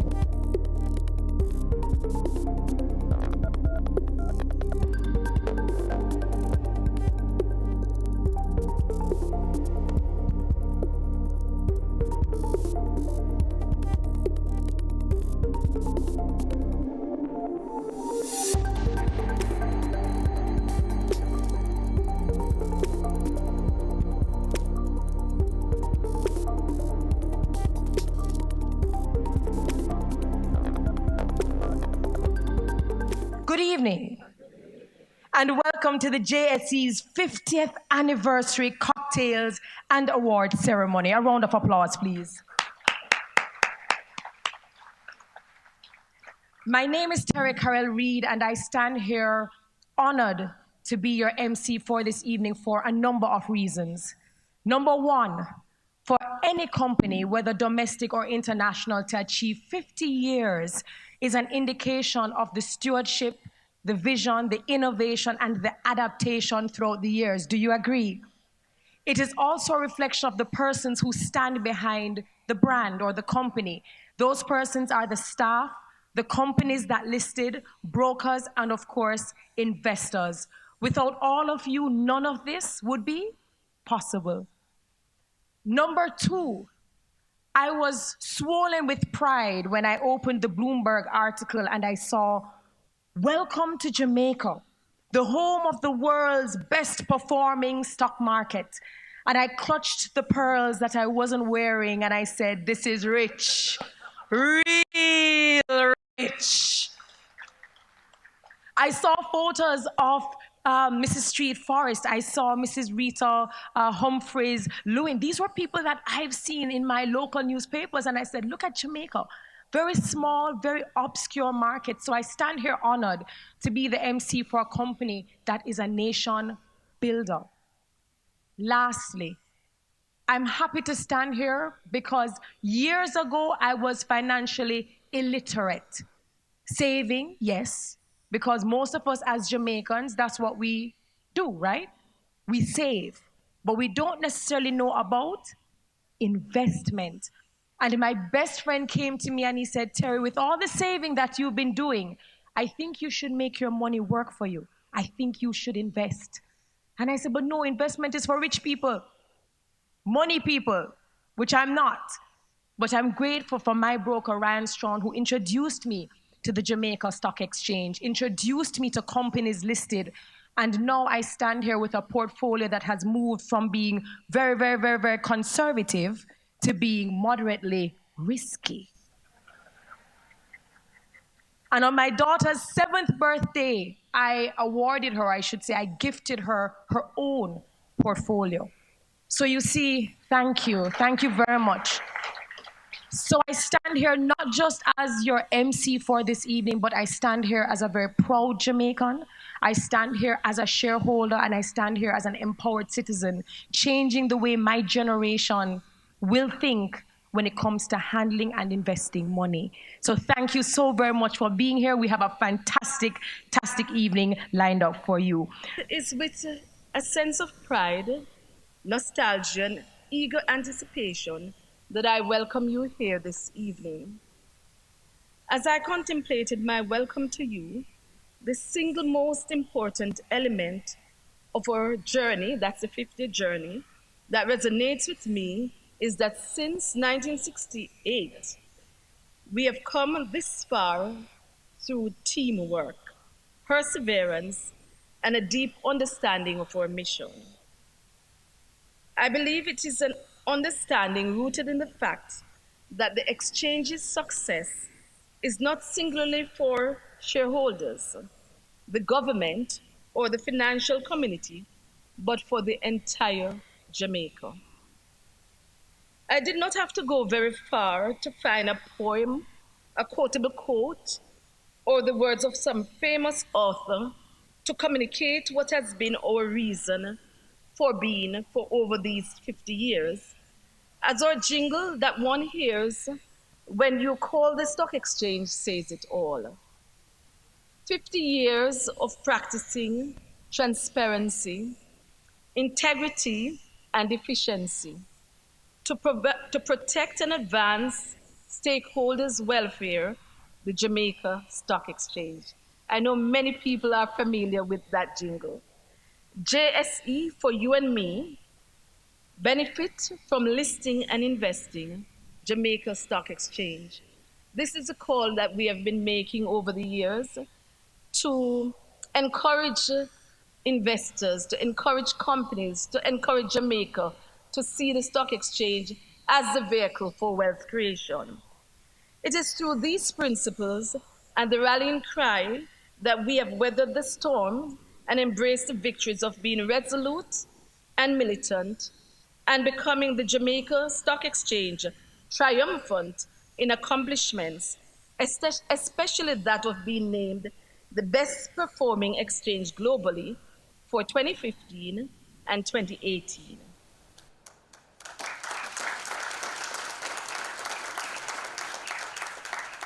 Indeed, we are little but tallow. A journey of 50 years is a blessing. We thank God for the lessons learned, the experiences gained, and the wisdom that comes through the process of perseverance and tenacity. From a paper-covered meeting table at the Bank of Jamaica to an efficient computer-based network system that is linked into an electronic trading platform where transactions are automatically matched and settlements are processed in a paperless environment. And to our credit, we did that before the New York Stock Exchange.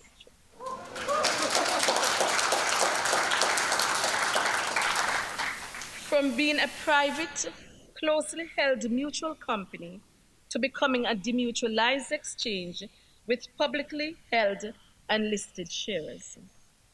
We have consistently made progress, and our highest points were when we demutualized and listed our shares on April 1, 2008 and July 23, 2013, respectively, and when we launched the junior market on April 1, 2009.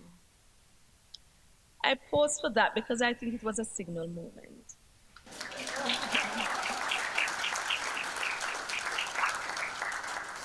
These occasions signal a new era. In the case of demutualization, we separated the regulatory arm of the exchange from the commercial functions, so as to eliminate any perception of conflict of interest and to ensure a fair, orderly, and transparent market for shares and other securities traded on the market. This has brought a high degree of confidence to the market. In listing our shares on the exchange, we expanded our ownership base and subjected ourselves to the same rules and regulations governing other listed companies. And that was hard, because some of the times when you are regulating, you don't know how hard it is until you actually start doing it yourself. Finally, in launching the junior market, we provided greater access to capital, which encouraged and expanded investor base. These experiences have strengthened our core. The progress we have made was not achieved without setbacks and challenges, and the path we have clearly charted over the years for further expansion of the capital market locally regionally and globally, is oftentimes slow and painful. However, our pledge to you going forward is that we will continue to seek out and deliver market opportunities in a deliberate and constructive manner, exercising good judgment as we seek to expand our markets. In the words of Coffee, I told you we are young. Gratitude is a must. We thank God for the journey, the earnings, and just for the plus. Gratitude is a must. Once again, welcome. I invite you to enjoy the rest of the evening's proceedings.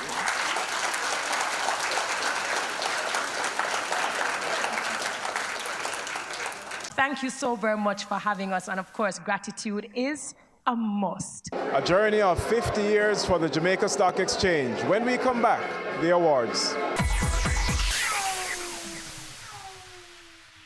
Do you want more experience from your SUV? Introducing the 2020 Nissan X-Trail with leading-edge technology, intelligent ride and chassis control, a round-view monitor, and Hill Start Assist for confidence behind the wheel, plus auto headlights and panoramic sunroof. Drive the SUV with more experience. The Nissan X-Trail, available today at Fidelity Motors.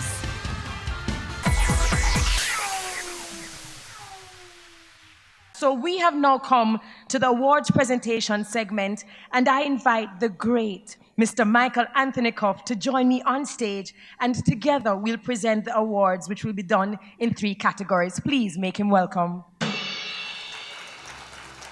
So we have 3 categories: the 60s, known as the formative years, the 70s to 90s, the shaping years, and the millennium, the technological era. This is a period of ska music in Jamaica and the birth of the Jamaica Stock Exchange. Absolutely. At this time, we pause to invite to the stage Mr. Ian McNaughton, chairman of the Jamaica Stock Exchange, who will present the awards to the recipients in this category. We begin with founding member. The first award is in recognition of his sterling contribution to the development and establishment of the JSE. He was a man of vision for the financial sector and was instrumental in helping to lay a solid foundation for the JSE in 1968, from which the exchange has grown strong, thanks to his early works and blessings over the years, even up to January 2019. He's dubbed by various names in Jamaica and across the world, but to the JSE, he's the architect and bridge builder of the Jamaica Stock Exchange. The JSE is proud to honor his name, his undeniable legacy, and his vision that formed the JSE to becoming the #1 stock exchange in the world, not once, but twice. Ladies and gentlemen, it is with great honor and humility that we wholeheartedly present the first and most deserving award to the late, most honorable Edward Seaga, former Prime Minister of Jamaica. I invite you all to stand and join hands in applause as Mr. Edwin Mackey makes his way to collect the award on behalf of Mr. Seaga.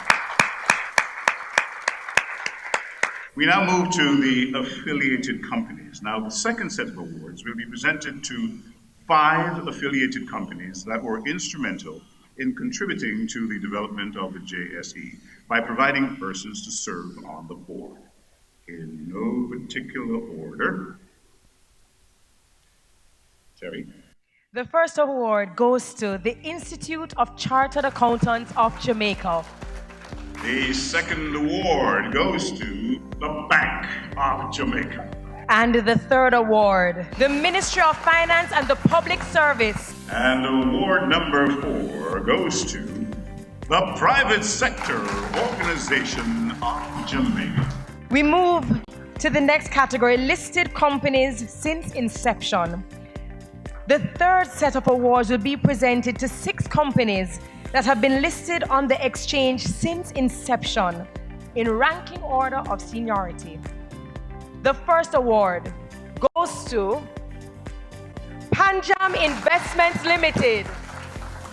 The second award goes to, I knew this organization, but it was just called the Bank of Nova Scotia Jamaica Limited. Now, these days, Scotia Bank, Jamaica Limited.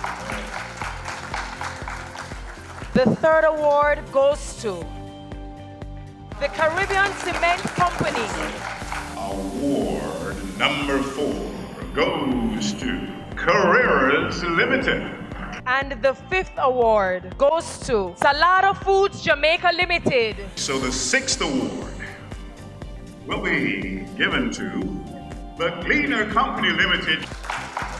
And the seventh award goes to the Jamaica Public Service Company Limited. Okay, I don't believe we have a representative for JPSCO. So now we move to longest member dealer. Ladies and gentlemen, the award goes to NCB Capital Markets Limited, formerly known as Edward Gale and Company Limited. In this segment, awards will be given to those who have built on the foundation of the JSE and assisted in its shaping by making significant contributions to its growth and development. Now, the first award goes to a remarkable woman who is the first and only female chairperson of a stock exchange in the Caribbean.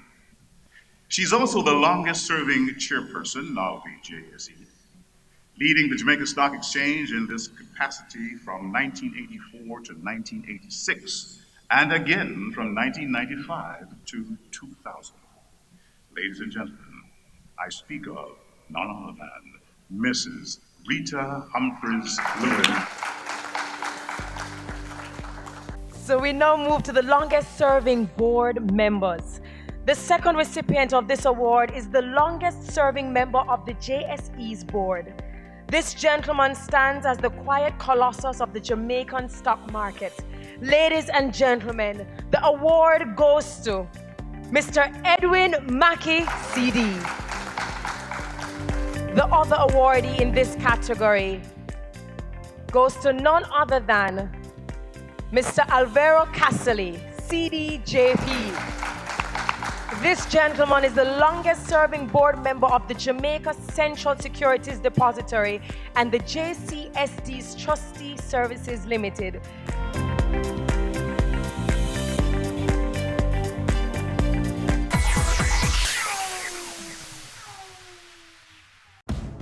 I'm 36. I'm a husband, a manager, and still very good looking. In 2 hours, I have the most important meeting of my life. But first, it's time to play.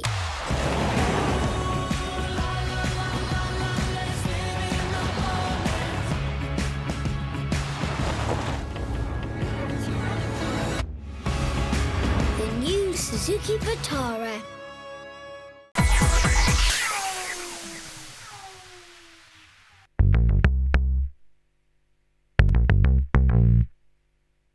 Through the years here at the Jamaica Stock Exchange's 50 years in service, let's go back to more awards. Next, we have the third category. This is the millennium, the technology age. This category is to recognize those who contributed to the dynamics of catapulting into another age, the age of technology. Boy, I tell you. You know, these awards will be given to those who further continued to build bigger layers on what was already there, and who saw greater vision of possibilities as time evolved into another dimension.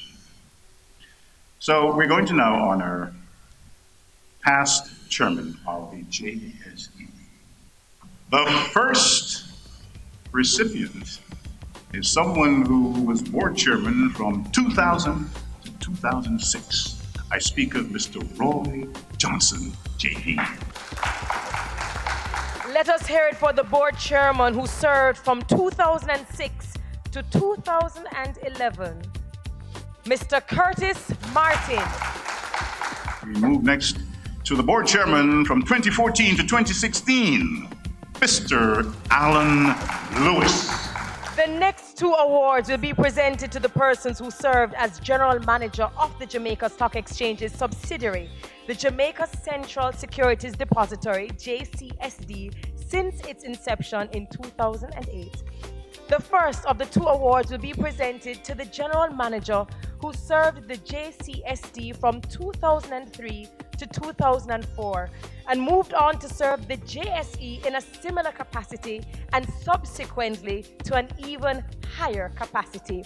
Ladies and gentlemen, I speak of none other than Mrs. Marlene Street Forrest, CDJP. The second and last award is being presented to the General Manager who served from 2005 to 2017 and steered several ventures of the JCSD, including the birth of the JCSD's subsidiary, the JCSD's Trustees Services Limited. And that award goes to Mr. Robin Levy. This segment of awards is for those dubbed the architects of the junior market. They helped to carve and mold the ins and outs of the junior market, and it would not be possible for the junior market to be established without them. In recognition of your sterling contribution to the development of the JSE's junior market, we recognize this gentleman, the Honorable Audley Shaw. The first company to be listed on the junior market of the Jamaica Stock Exchange is Access Financial Services Limited. Congratulations.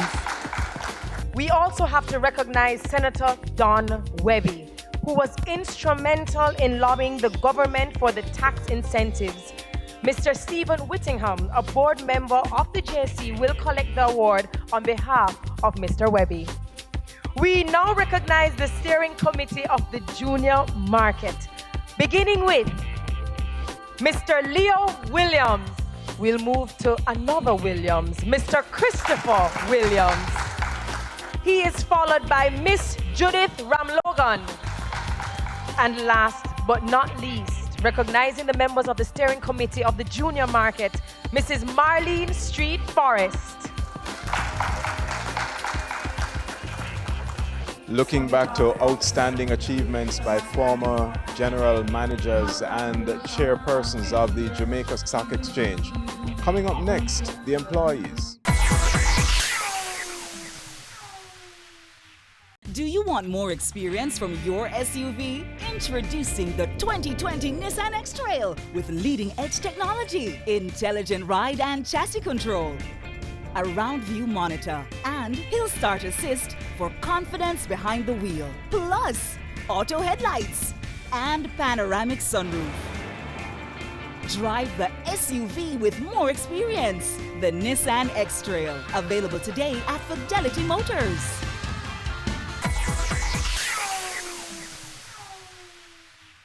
You know, ladies and gentlemen, no organization can be built without the employees' contribution.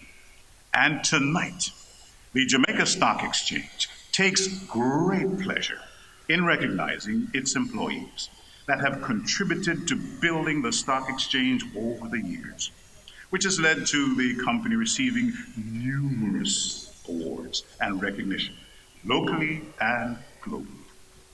And for the stock exchange being named not once, but twice, in 2015 and in 2018, as the best performing stock exchange in the world. Ladies and gentlemen, please put your hands together for the staff of the JSE for contribution to the stock exchange 25 years and counting. This award goes to Mrs. Charlotte Eddie Nugent for contribution. This now is for JSE 20 years and over. Number one, Mrs. Doreen Parsons Smith. Next we have Mrs. Suzette White. As we welcome our next recipient, Miss Suzette Price. Let's make welcome Miss Michelle Serdar. Up next, Mrs. Annette Ferran-Hedman. JSE has benefited handsomely, tremendously under her guidance and direction. I speak of none other than the inimitable Mrs. Marlene Street Forrest. So we move on to the recipients, and we honor them for their contribution to the exchange 15 years and over. Beginning with Miss Suzette McNaught. The next recipient in this category is Miss Ricalia Robb. Our next recipient is Mr. Byron Winter. He is followed by Mr. Neville Noble. And closing out the category 15 years and over is Miss Tracy Winter. So we move now to the contributors to the stock exchange 10 years and over. We begin with Mrs. Cadil McNaught Hermit. Let us hear it for Mr. Andre Tulloch. And he is followed by Mr. Neville Ellis. Let us hear it for Mrs. Angela Bailey. Mr. Michael Johnson.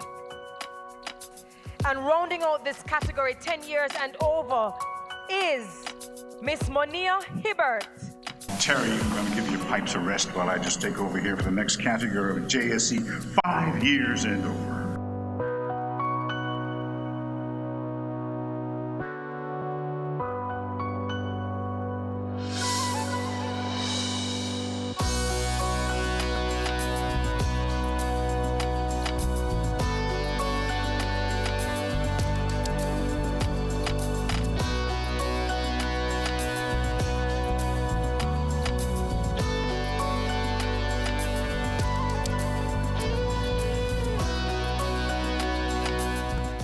Please put your hands together one more time for the staff of the world-class Jamaica Stock Exchange. Ladies and gentlemen, this brings us to the end of your award ceremony. On behalf of Sir Michael Anthony Cuff and myself, congratulations on 50 years. We wish to see you do 100 and 100 and 100 more, and certainly keep on knocking down those barriers. And I'd love to keep on reading about our stock market doing and being the best. So ladies and gentlemen, thank you for your company. Thank you for your time.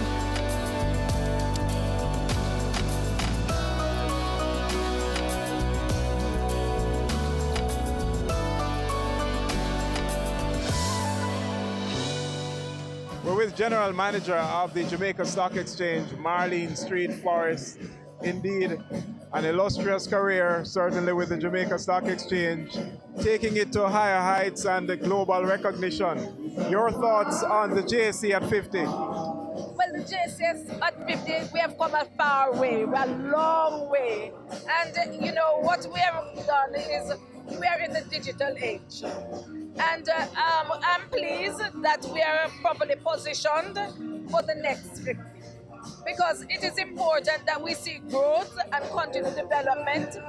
And the JSE is here in Jamaica, but we are positioned for the world. Globally, we are making progress. And soon you will see more about us in terms of the digital age. Digital assets, we will be looking at things like short selling, margin trading, all of those things that are really critical to the growth and development of the company. Giving fitting recognition to employees, the way to close out the 50th anniversary of the Jamaica Stock Exchange's awards. Indeed, a stellar event attended by the movers and shakers in Jamaica's financial industry. Thank you so much for watching. I'm Elon Parkinson for Business Access TV, serious about business.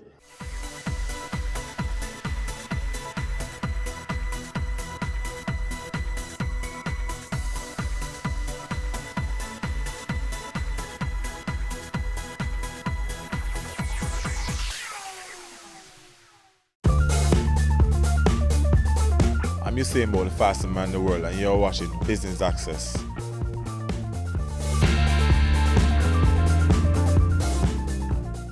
The use of makeup goes back at least 6,000 years to the Egyptians and the Greeks. Even the Old Testament has recorded its use, with women who painted themselves to look more beautiful. Jamaica is one island with a high cosmetic import bill compared to our Caribbean counterparts, averaging above $3 billion since 2009. Today, the multi-billion-dollar industry has different dynamics compared to centuries before. On this episode of Career Moves, we visit the DeMarie School of Makeup Artistry, where we'll be taking a look at fantasy and special effects makeup.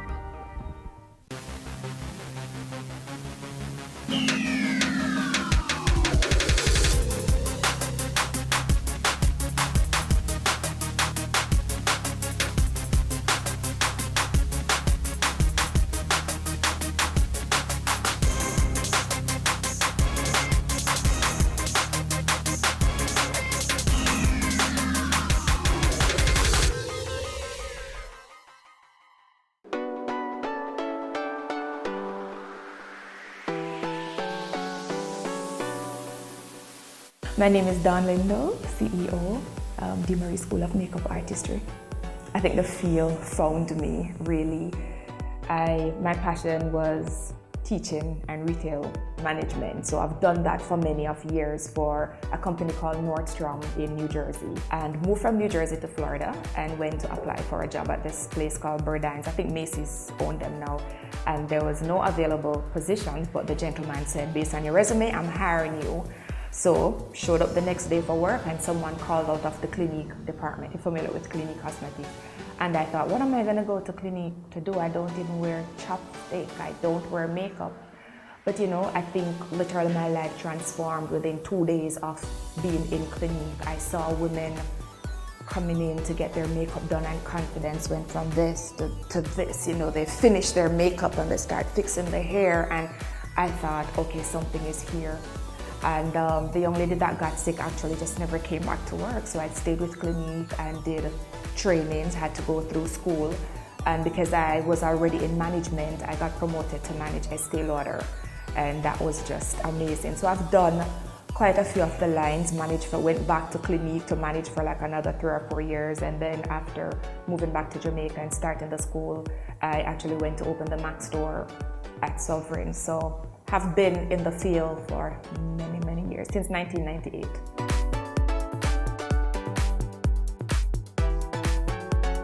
Fantasy makeup is not the acceptable norm. It's not something you're going to wear out on the road every single day. Sometimes persons throw themes, and you might want to create a makeup that will flow with the themes. Everything tells a story.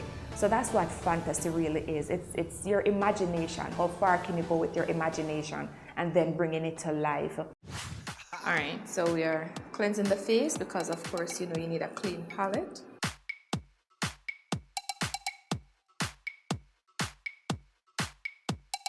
I'm using a Smashback Photo Finish primer. Cameras love this because it blocks any form of sheen or any reflection that would come up underneath the makeup.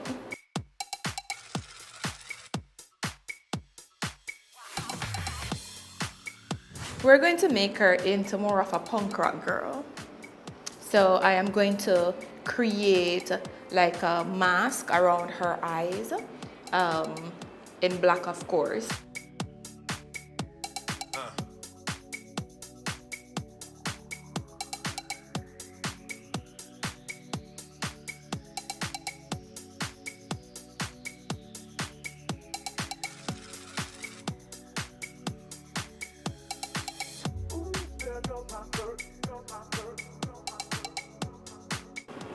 Your eyes okay?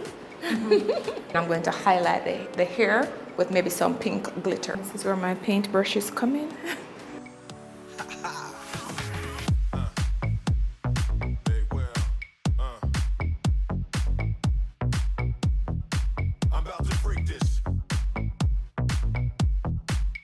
Using L'Oreal, so I'm mixing the N7 and the N8 together.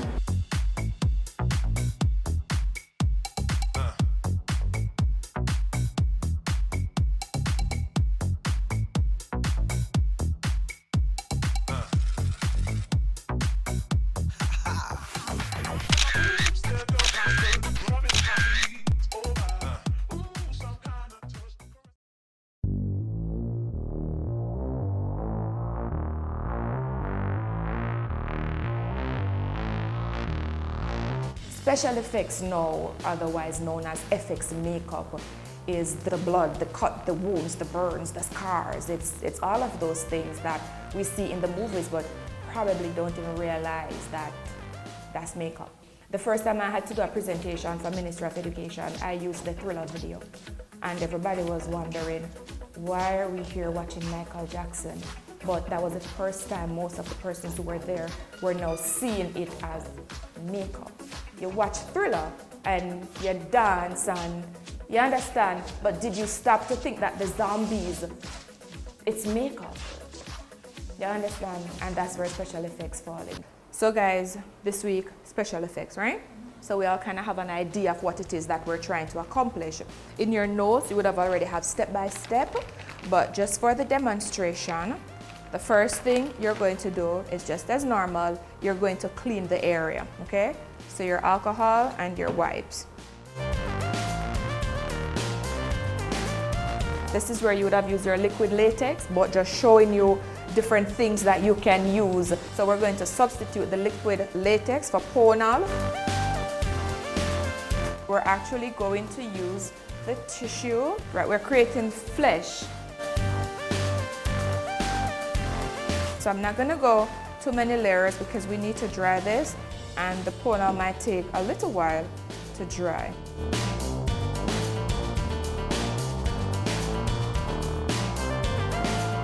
You might want to take your tweezer and create where you want your incision before it's too dry.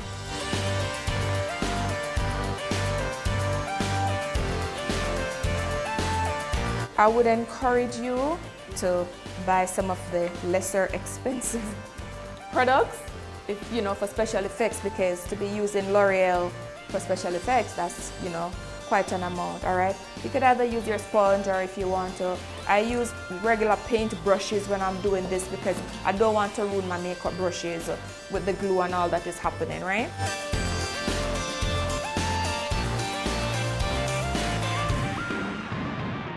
You could put some powder to set it. What colors do you see when you're doing a wound? You see, right? What else you see? Right, so you'll see like blacks and dark blues and right?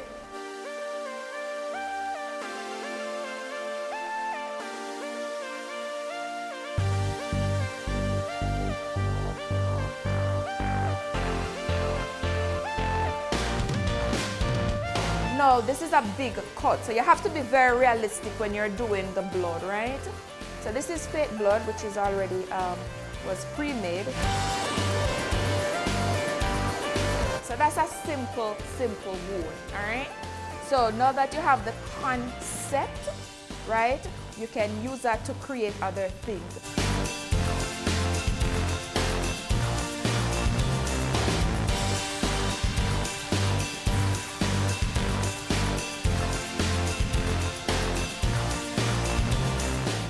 Special effects, fantasy, and one bag of things.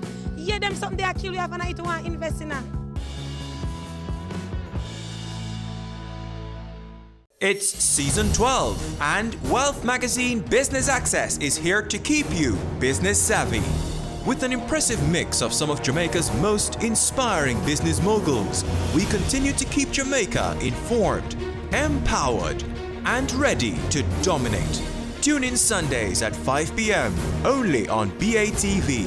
You're watching Business Access. Business Access. Business Access. Business Access TV. Serious about business.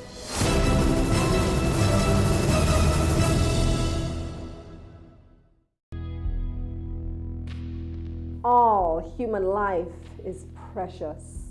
Respect life. No more senseless killings. No more.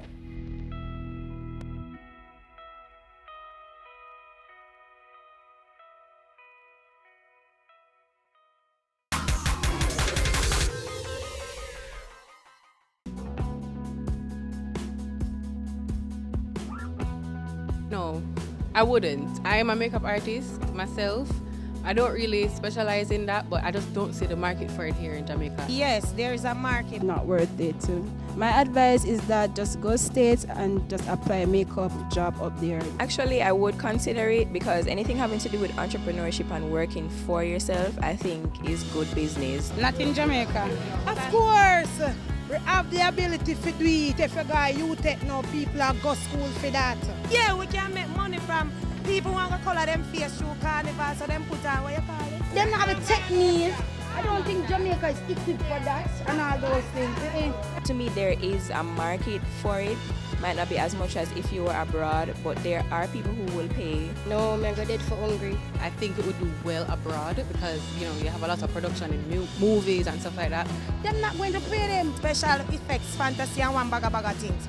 Yeah, them something they kill you have and I don't want to invest in that. I think it is good. It is good out here. It is a good option. Yeah.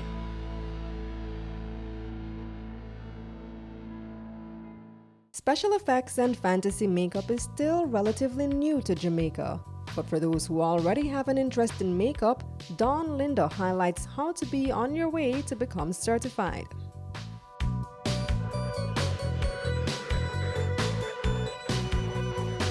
To get started, I think the first thing you need is a passion for the field. It can't be that, oh, it's making money and I want to do it. You have to have a passion for the field. We're licensed with City and Guilds of London, so we're an accredited center. City and Guilds allow us to take them at 16. The truth is we always say you have to complete high school because the level of work that goes on, you really have to be socially intelligent. They really have to be able to handle the coursework. As you can see, I'm not there. I'm getting there though. Persons come and they just want to get started right away. I mean, what is the history? Where did makeup come from? How did it start? What inspired it? And when we take persons through that, with the history of makeup, they develop a better love and respect for the industry. There are several areas that are covered in addition to the makeup units. It's like I said, the career industry, right? So you might come here and you might learn all these different areas of makeup, but it doesn't necessarily mean that you go out to bridal makeup. You could choose, like you said, special effects, and you could specialize in that, and you only work theater. Or you work movies, right? You'll have persons who they like the fantasies, so they do the face paintings and, you know, the fancy stuff. You'll have persons who choose the runway, so they really just focus on high fashion makeup. So there's really so much more. And education.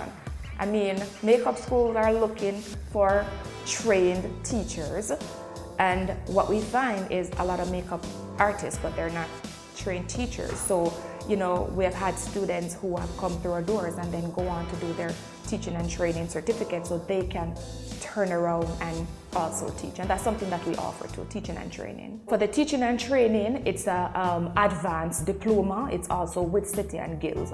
Now, you need to either have a first degree to enter because we're only teaching you how to teach. So we only cover the aspects of teaching. We expect or we require you to have a first degree, or for persons who have already gone through one of our programs, the certificate that they would have gotten from here would qualify them to enter into the teaching and training program.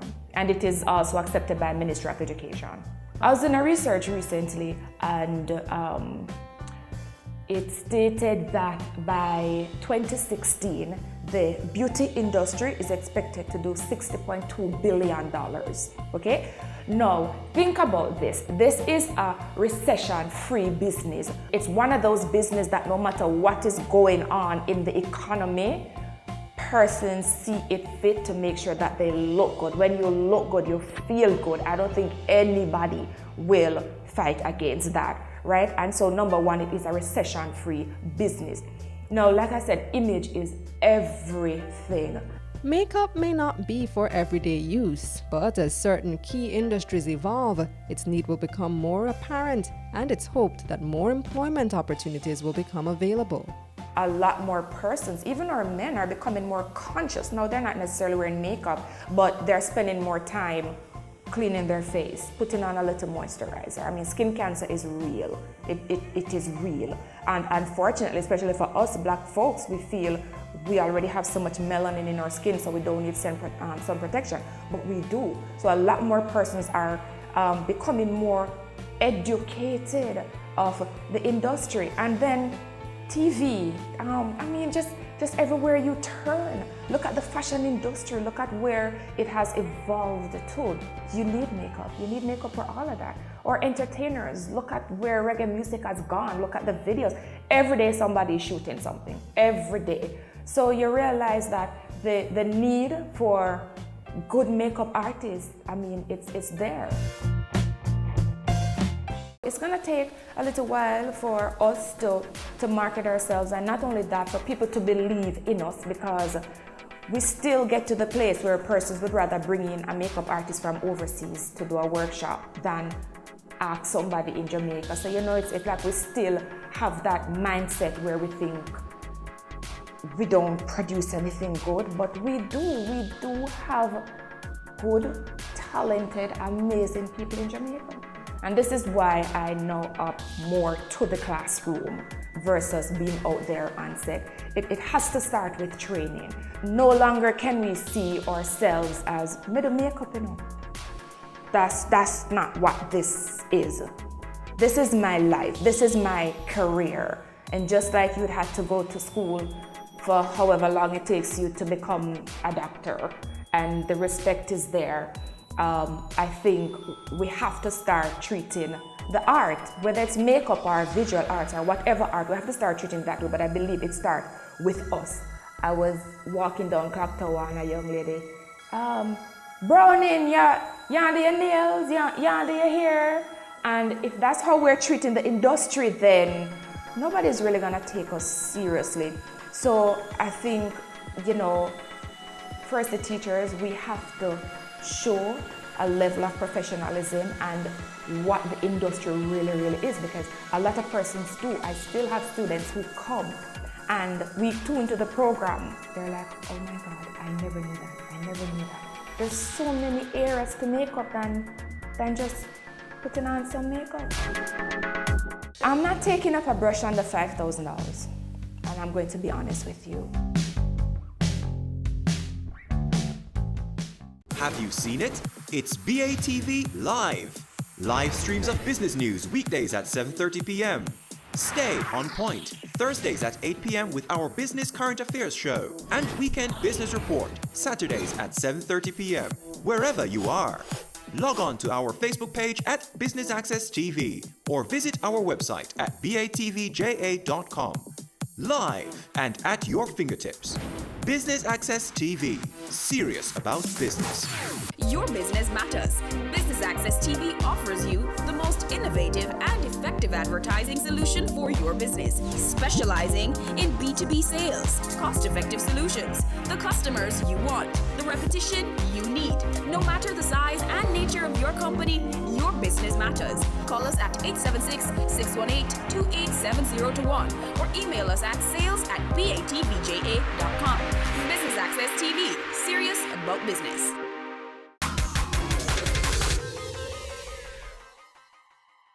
Makeup artists still face difficulties with being adequately paid for their work. But Dawn stresses that artists must be first in developing respect for their craft for others to follow suit. Unfortunately, people still look at it as, I just want a little makeup. It's not just a little makeup. I'm not taking up a brush under $5,000. And I'm going to be honest with you. I can't go to the doctor and say, I just have a little headache.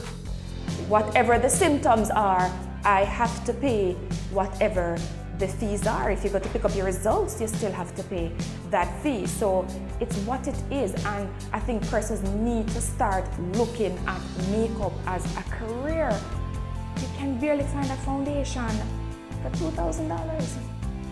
No, you're not gonna use one whole foundation on someone, but your time and a collection of all the products. I have all prestige brands in my kit.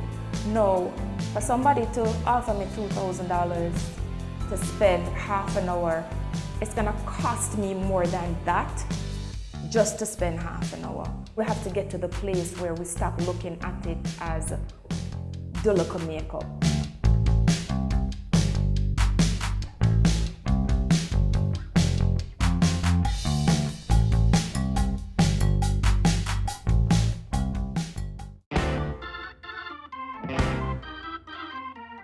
compensation rate, for example, a regular somebody, going to a business meeting and want to get their makeup done. Depending on the brands that you're using, that can be anywhere between $3,500 and $5,000, all right? If persons want lashes, it depends again on the lashes that you're using. You have lashes from, I think, like $100 at the wholesale, but you also have lashes that goes up to $2,000. So if I'm using a pair of $2,000 lashes on you, obviously you can't pay me $2,500 to do your makeup.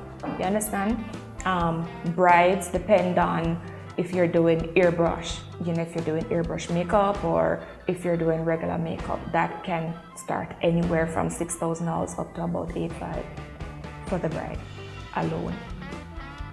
If it's for movies, then obviously it's not going to be a per person situation. So that's something that you'll definitely have to create a package. That's going to depend on how many days are you shooting, what is the duration of the shoot itself.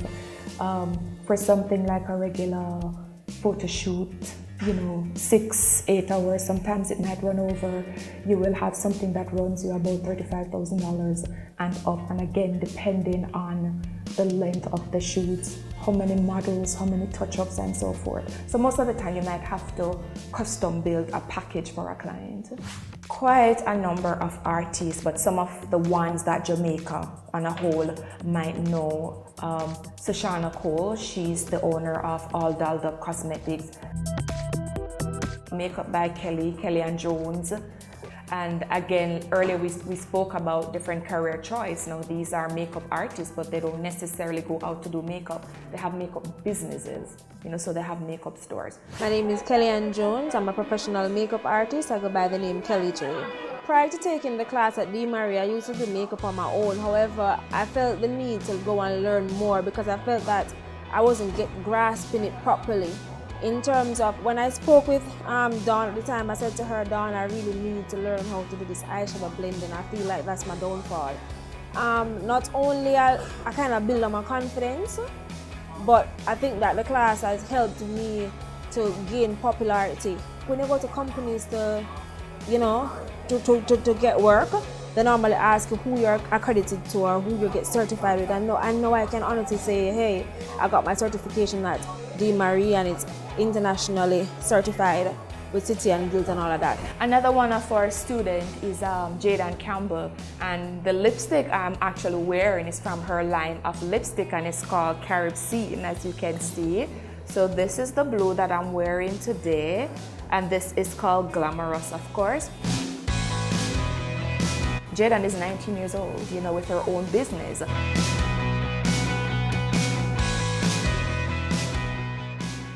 Some of the other past students who are now teachers, Monique Witter, her Instagram name is I Am Mo Wit. We have Kimon Kane, Jamaica knows her as Kim Kelly. We have Jody McIntyre, Jay Cespedes, she's also a teacher but makeup artist.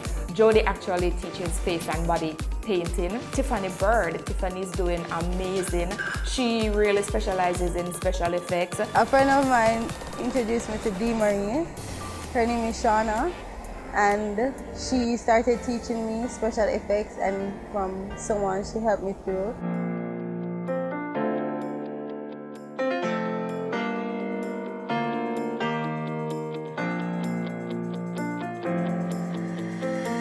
Paints like a picture, sings like a melody. Law of attraction feels like chemistry. I do find it satisfying because I really love what I do, and the reaction on the person's face after finishing my project. They can't believe what I've done, especially if it's the first time seeing it done. It's really satisfying. I think persons you really need to have a passion for makeup in order to want to do makeup. And funny enough, you realize that most of the students that come to us, most of the time you're not even teaching them anything new. You help pull out what is already within them, all right? So for me, have a passion. And once you have the passion, you will find the personality. You have to be pleasant and you have to be patient. For example, if you're dealing with a whole production, you're dealing with models, you're dealing with cast members, you're dealing with photographers, videographers, you're dealing with a lot of persons, and when you're on set, it's not always peaches and cream. Things go wrong, and you can't have the makeup artist having outburst or, a nasty attitude, because then nobody will want to refer you. And in this business, trust me, we need the referral. So I would definitely say have a strong passion, be patient, and just really, really have a pleasant personality. And that's a wrap.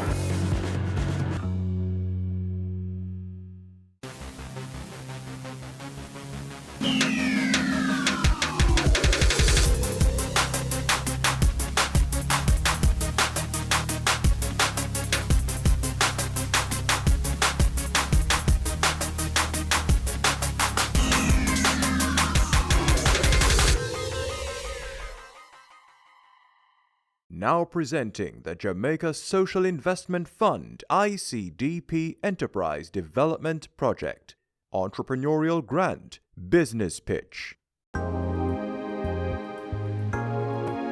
This project is a $100 million grant that's seeking to target 50 small and micro business enterprises and give them training, capacity development, equipment, permits and license towards the development and the viability of their business. We have made a call for proposal in March of this year for entrepreneurs to submit for the opportunity to receive a grant between $1 and $5 million.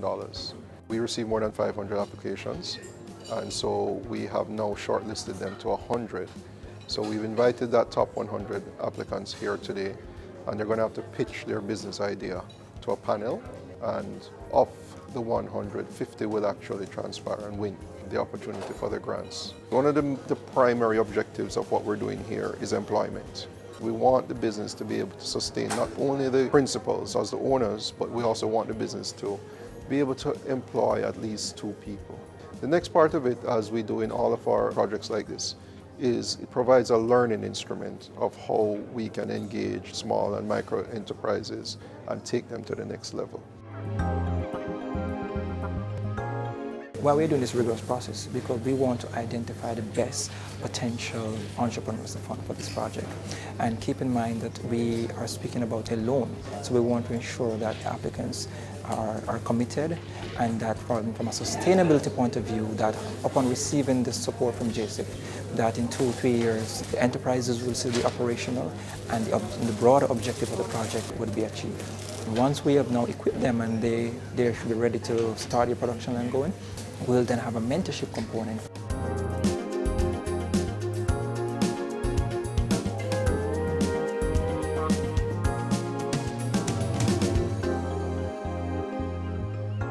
It has been a very competitive process. Jamaica is filled with persons with drive and passion. We're expecting that the best will be selected. And then for those who are not successful, we are also hoping to link them to other providers of services, because I'm telling you today, from what I've seen, it is an excellent, excellent, excellent opportunity.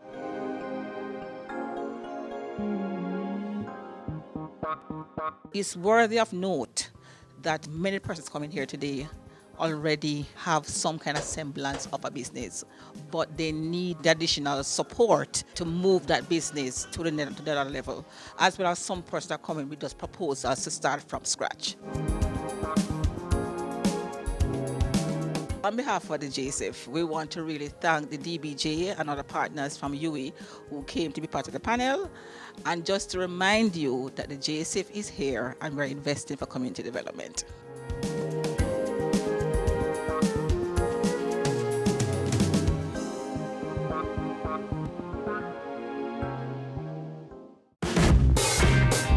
I'm Butch Hendrickson. You're watching BATV, Serious About Business. A 34-year-old woman goes to her doctor for evaluation and treatment for infertility. She has been worried and recently began very painful and prolonged menstruation. During her physical examination, her doctor feels a large mass on her uterus, and ultrasound shows it's about 40 centimeters in diameter. He believes it's a fibroid tumor and discusses several treatment options. She chooses and will begin treating the fibroid, then will have it removed. She gets assurance that after treatment, she will have no more painful cycles and excessive bleeding, and that she will be able to conceive. This story is quite familiar to many women of reproductive age. Uterine fibroids in women of color is what we will look at on this episode of The Good Life.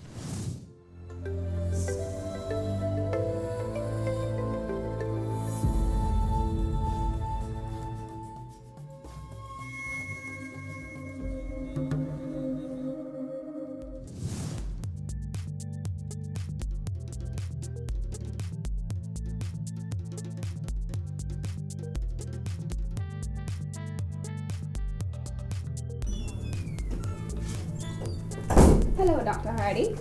How are you? Dr. Hardy, I've heard all about your work on fibroids in women, and you'd be the perfect person to talk to on this week of The Good Life. First of all, how did you get started? Why fibroids in women? Well, fibroids are 3 to 9 times more common in black women than in whites.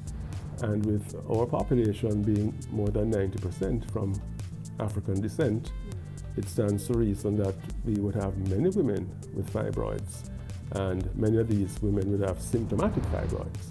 So there is indeed a great need for treatment modalities to be developed for the treatment of these women. Talk to us about fibroids. What exactly are fibroids? To understand the whole thing about fibroids, we first have to talk about where fibroids are found. Right. Fibroids are found in the womb. The womb is a muscular organ in the pelvis, behind the bladder, and in front of the rectum. Essentially, it is the organ which bleeds every month for the menstrual cycle in women in the reproductive age group. Its main function, and probably only function, is to bear children. Fibroids now occupy this womb. Again, the womb is a pear-shaped organ, and you could have fibroids in any part of this organ. If you were to cut the pear, say, in half, you could have fibroids on the inner side. That's where the seed of the pear might be. Right. You could have fibroids in the fleshy part of the pear. That's the yellow part. Yeah. And you could have fibroids on the outside of this pear. Okay. You could also have fibroids attached to this pear by a stalk. And this could occur on the outside and on the inside as well, from where you might have the seed of this pear. Okay. These have names, of course. They are pedunculated fibroids, as we would call them. Sometimes fibroids, of course, might be attached to other organs in the abdomen, and these are called parasitic. How fibroids usually develop? Well, I think the question you really want to ask is what causes fibroids. The truth is that we don't know. Right. What we do know is that there has to be some genetic component, because they're more common in black people. And they only grow during the reproductive years, which means that your female hormones has something to do with them and their development. There has been lots of arguments about nutrition, but fibroids are common in black women in all the geographical regions of the world where the diets are different. So I'm not convinced at all that diet has anything to do with it. So we don't know the exact causes of fibroids, but how would I know whether or not I may have fibroids? Most patients with fibroids, interestingly, have no symptoms, and many times they are discovered on routine examination by the doctor, which every lady should have, especially if you're sexually active, in terms of having your annual gynecological check, your pap smear, and your pelvic examination. And lots of times, that's when fibroids are discovered. Sometimes, though, the patients may have symptoms. These symptoms may be related to bleeding issues. The periods might start to become heavier, more painful, they may last for a longer time. You may just have pelvic pains. You may have what we call bulk symptoms, where you start noticing that you have to pass your urine more frequently, because the expanding uterus with the fibroids are competing with the bladder which is in front of it for the same space. Some people may have difficulties with passing their stools because the fibroids might be abutting against the rectum, hence the bulk symptoms. Some people may have issues in terms of fertility. One may cause you to miscarry, or they may cause you to not become pregnant. Although having said that, you still can become pregnant, or some people do become pregnant with their fibroids anyway, some people. Another symptom which we don't hear a lot about is discharge. In terms of fibroids, you can have a heavy discharge as a consequence of the fibroids. And this comes about because the womb makes a certain amount of secretions, and the amount increases with the size of the cavity of the womb. And with this expanding womb, you have a bigger cavity. More secretions, more nutrients for the bacteria which normally lives in the vagina, hence you have a secondary problem with vaginal discharge. So the main point is that if something may happen and you happen to get a checkup and you may have fibroids, there's no real way to really know, I have fibroids. Well, you may have no symptoms, or you may have symptoms, which would drive you to the doctor. And on examination, these may be suspected. Of course, ultrasound examination usually will confirm these findings, although most of us will, with a great degree of accuracy, be able to diagnose your fibroids just on physical examination.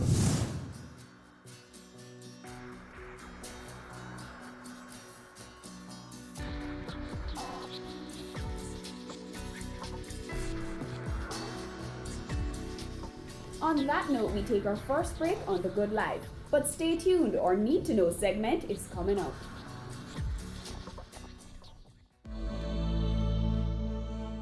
They say it takes a village to raise a child, but the world will one day need the leadership of that child. The time you spend with your child matters. It stimulates their minds and shapes the way they act. Talk with your children. Help them to better understand the world around them and to value what is truly precious. Above all, the most valuable gift you can give them is love. Play, talk, teach, love. Take the time. It makes all the difference. A message from the Parenting Helpline and Ad Council Jamaica. It's season 12, and Wealth Magazine Business Access is here to keep you business savvy. With an impressive mix of some of Jamaica's most inspiring business moguls, we continue to keep Jamaica informed, empowered, and ready to dominate. Tune in Sundays at 5 p.m. only on BATV. You're watching Business Access. Business Access. Business Access. Business Access TV. Serious about business.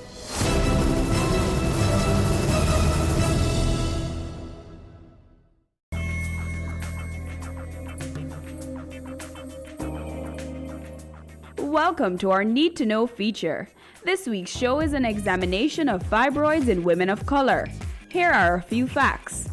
Among the symptoms that may indicate that a woman has fibroids is anemia, which is a reduction in your blood cells.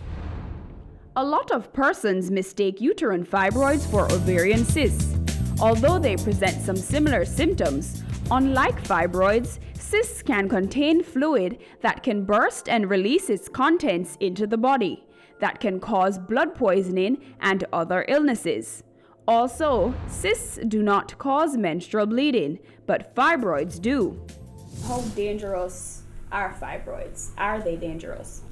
Well, there are potential problems from fibroids. As I say, you may have no symptoms. If you're having problems with bleeding, you could become anemic. And anemia eventually could lead to problems as severe as heart failure. Okay. All right? You may have pelvic pains, chronic pelvic pains, which could affect your personality. It could affect your relationships, because now pelvic pains become a problem. Okay. All right, so you may have That's or pelvic lose pain in interest. general, or that's pelvic pain in regards to sex? Yes. Okay. Yes. Both. Both? Both. Okay. So it can lead to marital disharmony. Okay. It could affect you at work. Because if you're always having pains or always bleeding, it will affect your work performance. It may lead to absenteeism. And even if your employers might be sympathetic with you initially, they will get tired of you if there's no intervention to deal with these problems. Do fibroids affect other organs? I know you mentioned it can push up against the bladder or the rectum, but can it affect organs in an adverse way? Well, you could get compression of the ureters.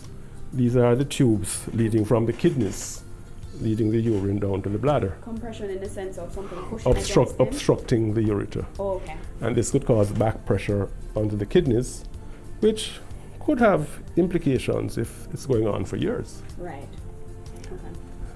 Fibroids sometimes may begin to invade or take blood from other neighboring organs, and these are called parasitic fibroids. Okay. Fibroids, of course, taking blood supply from the intestines, could lead to all sorts of bowel symptoms. So yes, it could affect other organs. Thankfully, this doesn't happen very often. Okay. But it's possible. How can I, as a woman in my reproductive years, lessen the chance or the likelihood of, getting fibroids? Unfortunately, you can't. It is very common.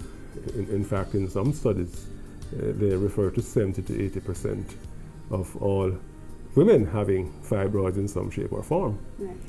However, most fibroids have no symptoms. So not all persons will be affected by their fibroids.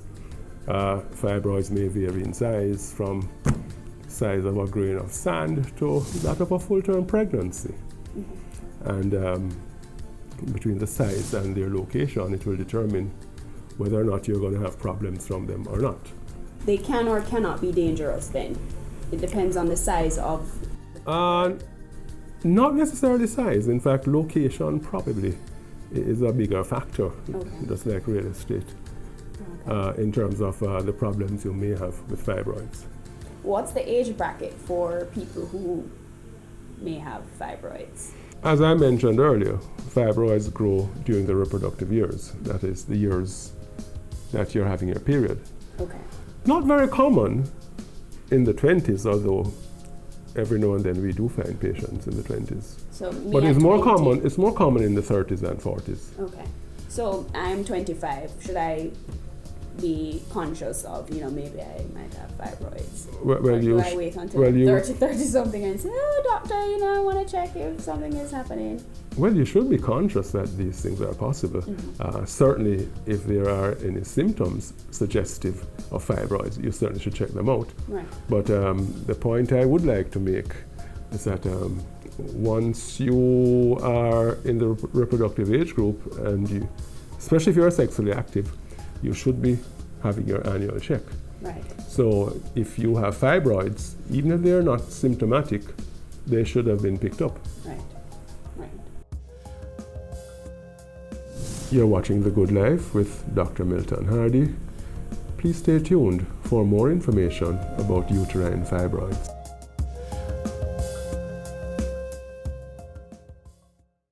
Your business matters. Business Access TV offers you the most innovative and effective advertising solution for your business, specializing in B2B sales, cost-effective solutions, the customers you want, the repetition you need.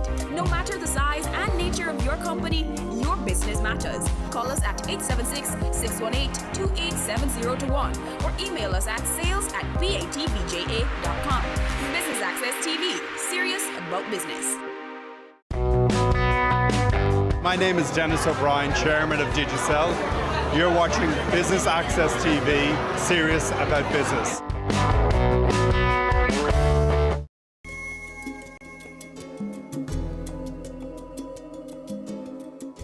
Welcome back to The Good Life.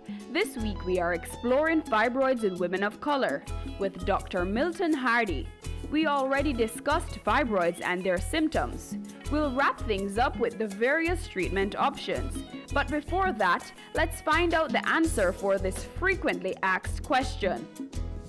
So doctor, based on your diagram, a fibroid is a growth, right? An Yes, abnormal growth. It's not normal. Indeed. And when you think of growths, you think of cancer. Is fibroids cancerous? Well, growths may be benign, non-cancerous, or they may be cancerous or malignant. Right. Fibroids can undergo malignant change, that is, they can become cancerous.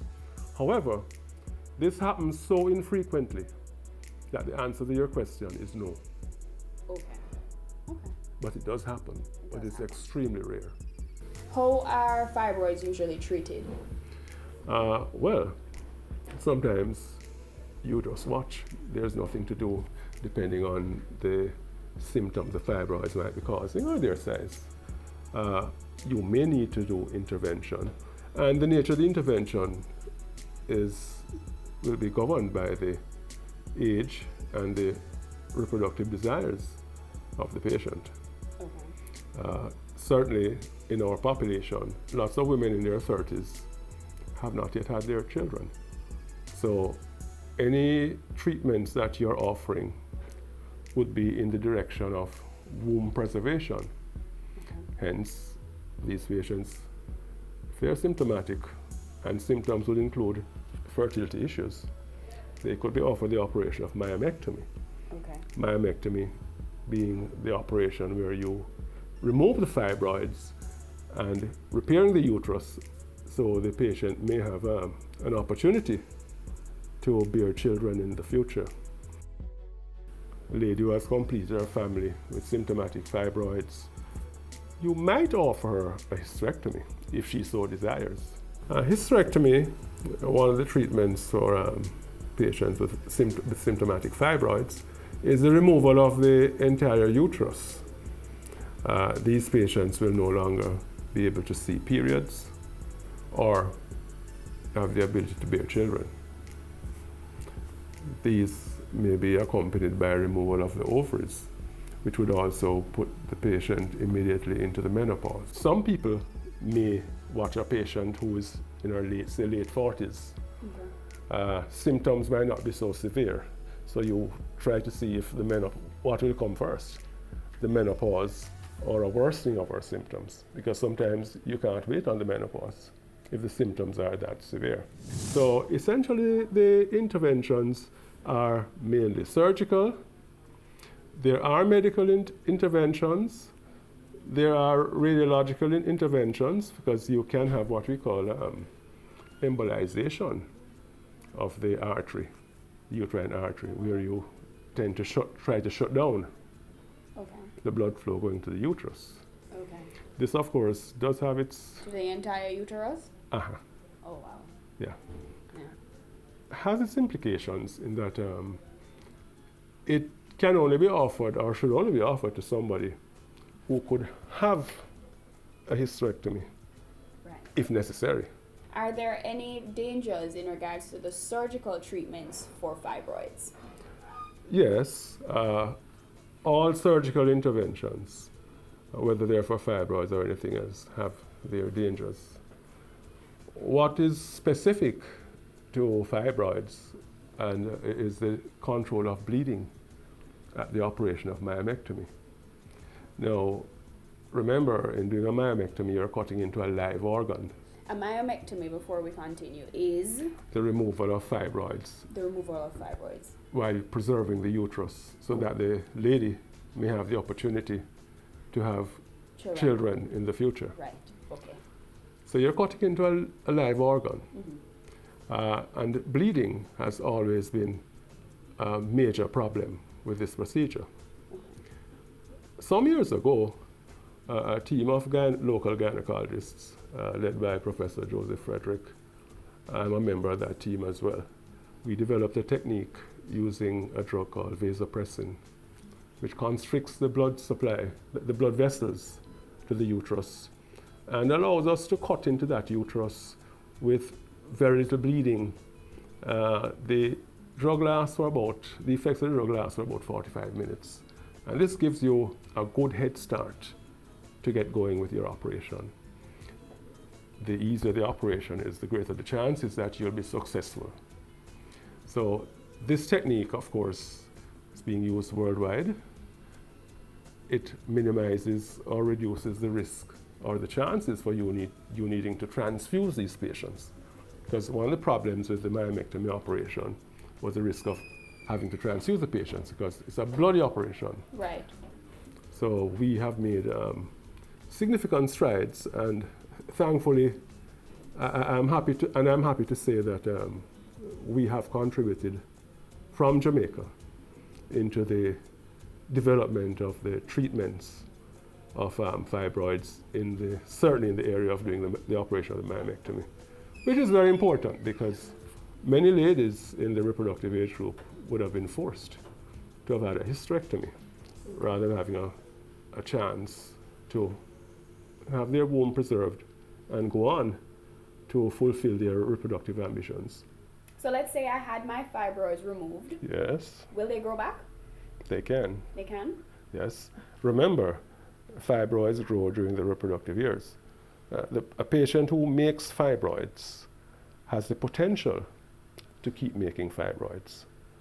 And if you have had fibroids which are symptomatic, which have triggered intervention in the past, if you're young enough, they shall return, or they might. There are some patients who may not get any regrowth of their fibroids, but some do. And some do get a regrowth of symptomatic fibroids where there needs to be further intervention, that is more surgery. Do fibroids run in families? As in, if my mother had fibroids, does it mean that I may have? The cause of fibroids are unknown. Fibroids are more common in the black population. Right. Then it stands to reason that if your mother had fibroids, your chances of having fibroids, symptomatic fibroids, are greater than someone who didn't. Okay. Certainly fibroids are detected and they are asymptomatic, then certainly you should be monitored. If they are symptomatic, then you need to have the relevant intervention which might be appropriate for your situation. Thank you, Dr. Hardy, for your time. I've learned a lot about uterine fibroids, and I know a lot of women are going to be getting their annual checkups a lot more frequently, because I think sometimes we tend to leave that on the back burner. But thank you for your time today, and definitely you guys get your checkups, get your pap smear, and is it one checkup? Pelvic examination. So the pelvic exam and the pap smear is at the same thing? It's not at the same time. It's not at the same time? Okay. So get your pelvic examinations and get your pap smears done. I've been your host of The Good Life, Amita Prasad Webb. Until next time, join us again.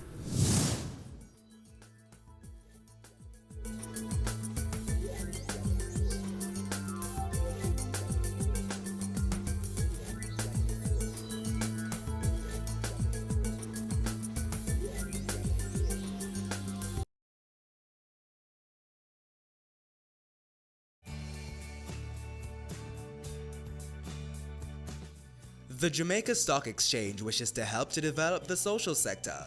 To that end, they have formed the Jamaica Social Stock Exchange, which is a safe, efficient, and transparent platform that aims to promote social projects that build Jamaica and will inure to the benefit of all persons living in the country. The Jamaica Stock Exchange is a company that encourages and mobilizes capital for the main market. And that is the market that is not the social sector. Now, the Jamaica Social Stock Exchange is really geared towards the social sector to help to solve social problems in the field of health, education, about children, environment. Those are some of the things that we consider social problems. And so it is to mobilize the capital, allow persons who have a desire to invest in a social good, to invest in the social stock exchange. It is designed in two parts. In phase 1, where we look at social investment, and phase 2, where we look at social impact investment. Now in phase 1, really what we are saying is, it is donation. An organization will have a social issue and design it into a project or a program and invite Jamaicans or persons within the diaspora or the entire world to fund this program. Now in phase 2, you're going to get a return on investment which is not social. You will be getting shares, natural shares, as you would get if you invested in the Jamaica Stock Exchange. And what you'll get is a return on capital, which is possibly dividend or an appreciation in that share. The Jamaica Social Stock Exchange does more than ask for the funding of these programs, but goes beyond that in terms of monitoring, ensuring that these programs are meeting the targets and the reason for them to have asked for funding in the first place. When we look at this new sector, it is important because holistically, if you do not look on the social sector, you do not improve the other sectors. We want to encourage all businesses in Jamaica to have a corporate social responsibility because it is good for encouraging and the growth and development of businesses.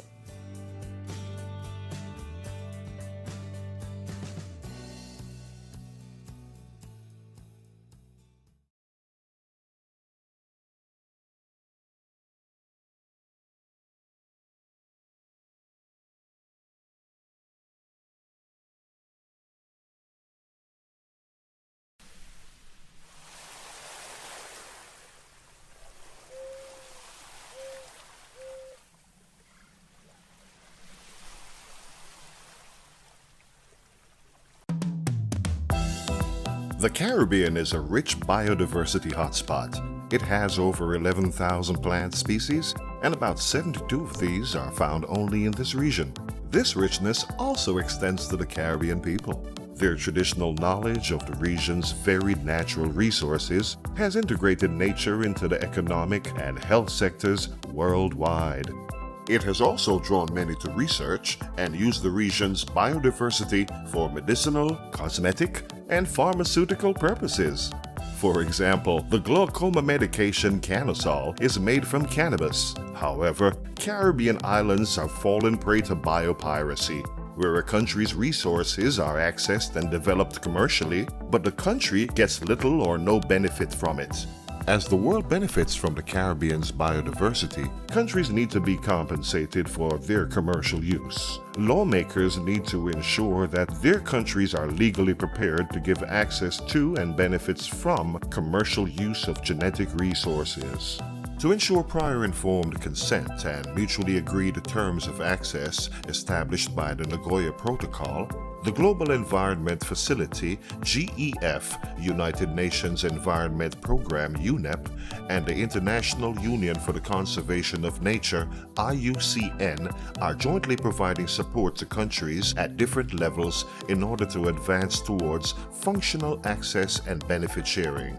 Under the Nagoya Protocol, countries from which natural resources are obtained for commercial developments are entitled to compensation. It also ensures indigenous knowledge from groups such as the Maroons, Rastafarians, and Amerindians can be credited and compensated if their traditional knowledge has been used for commercial purposes. Caribbean islands are putting the Nagoya Protocol in their legislative framework to safeguard their country's biodiversity and traditional knowledge. Let us all work together to protect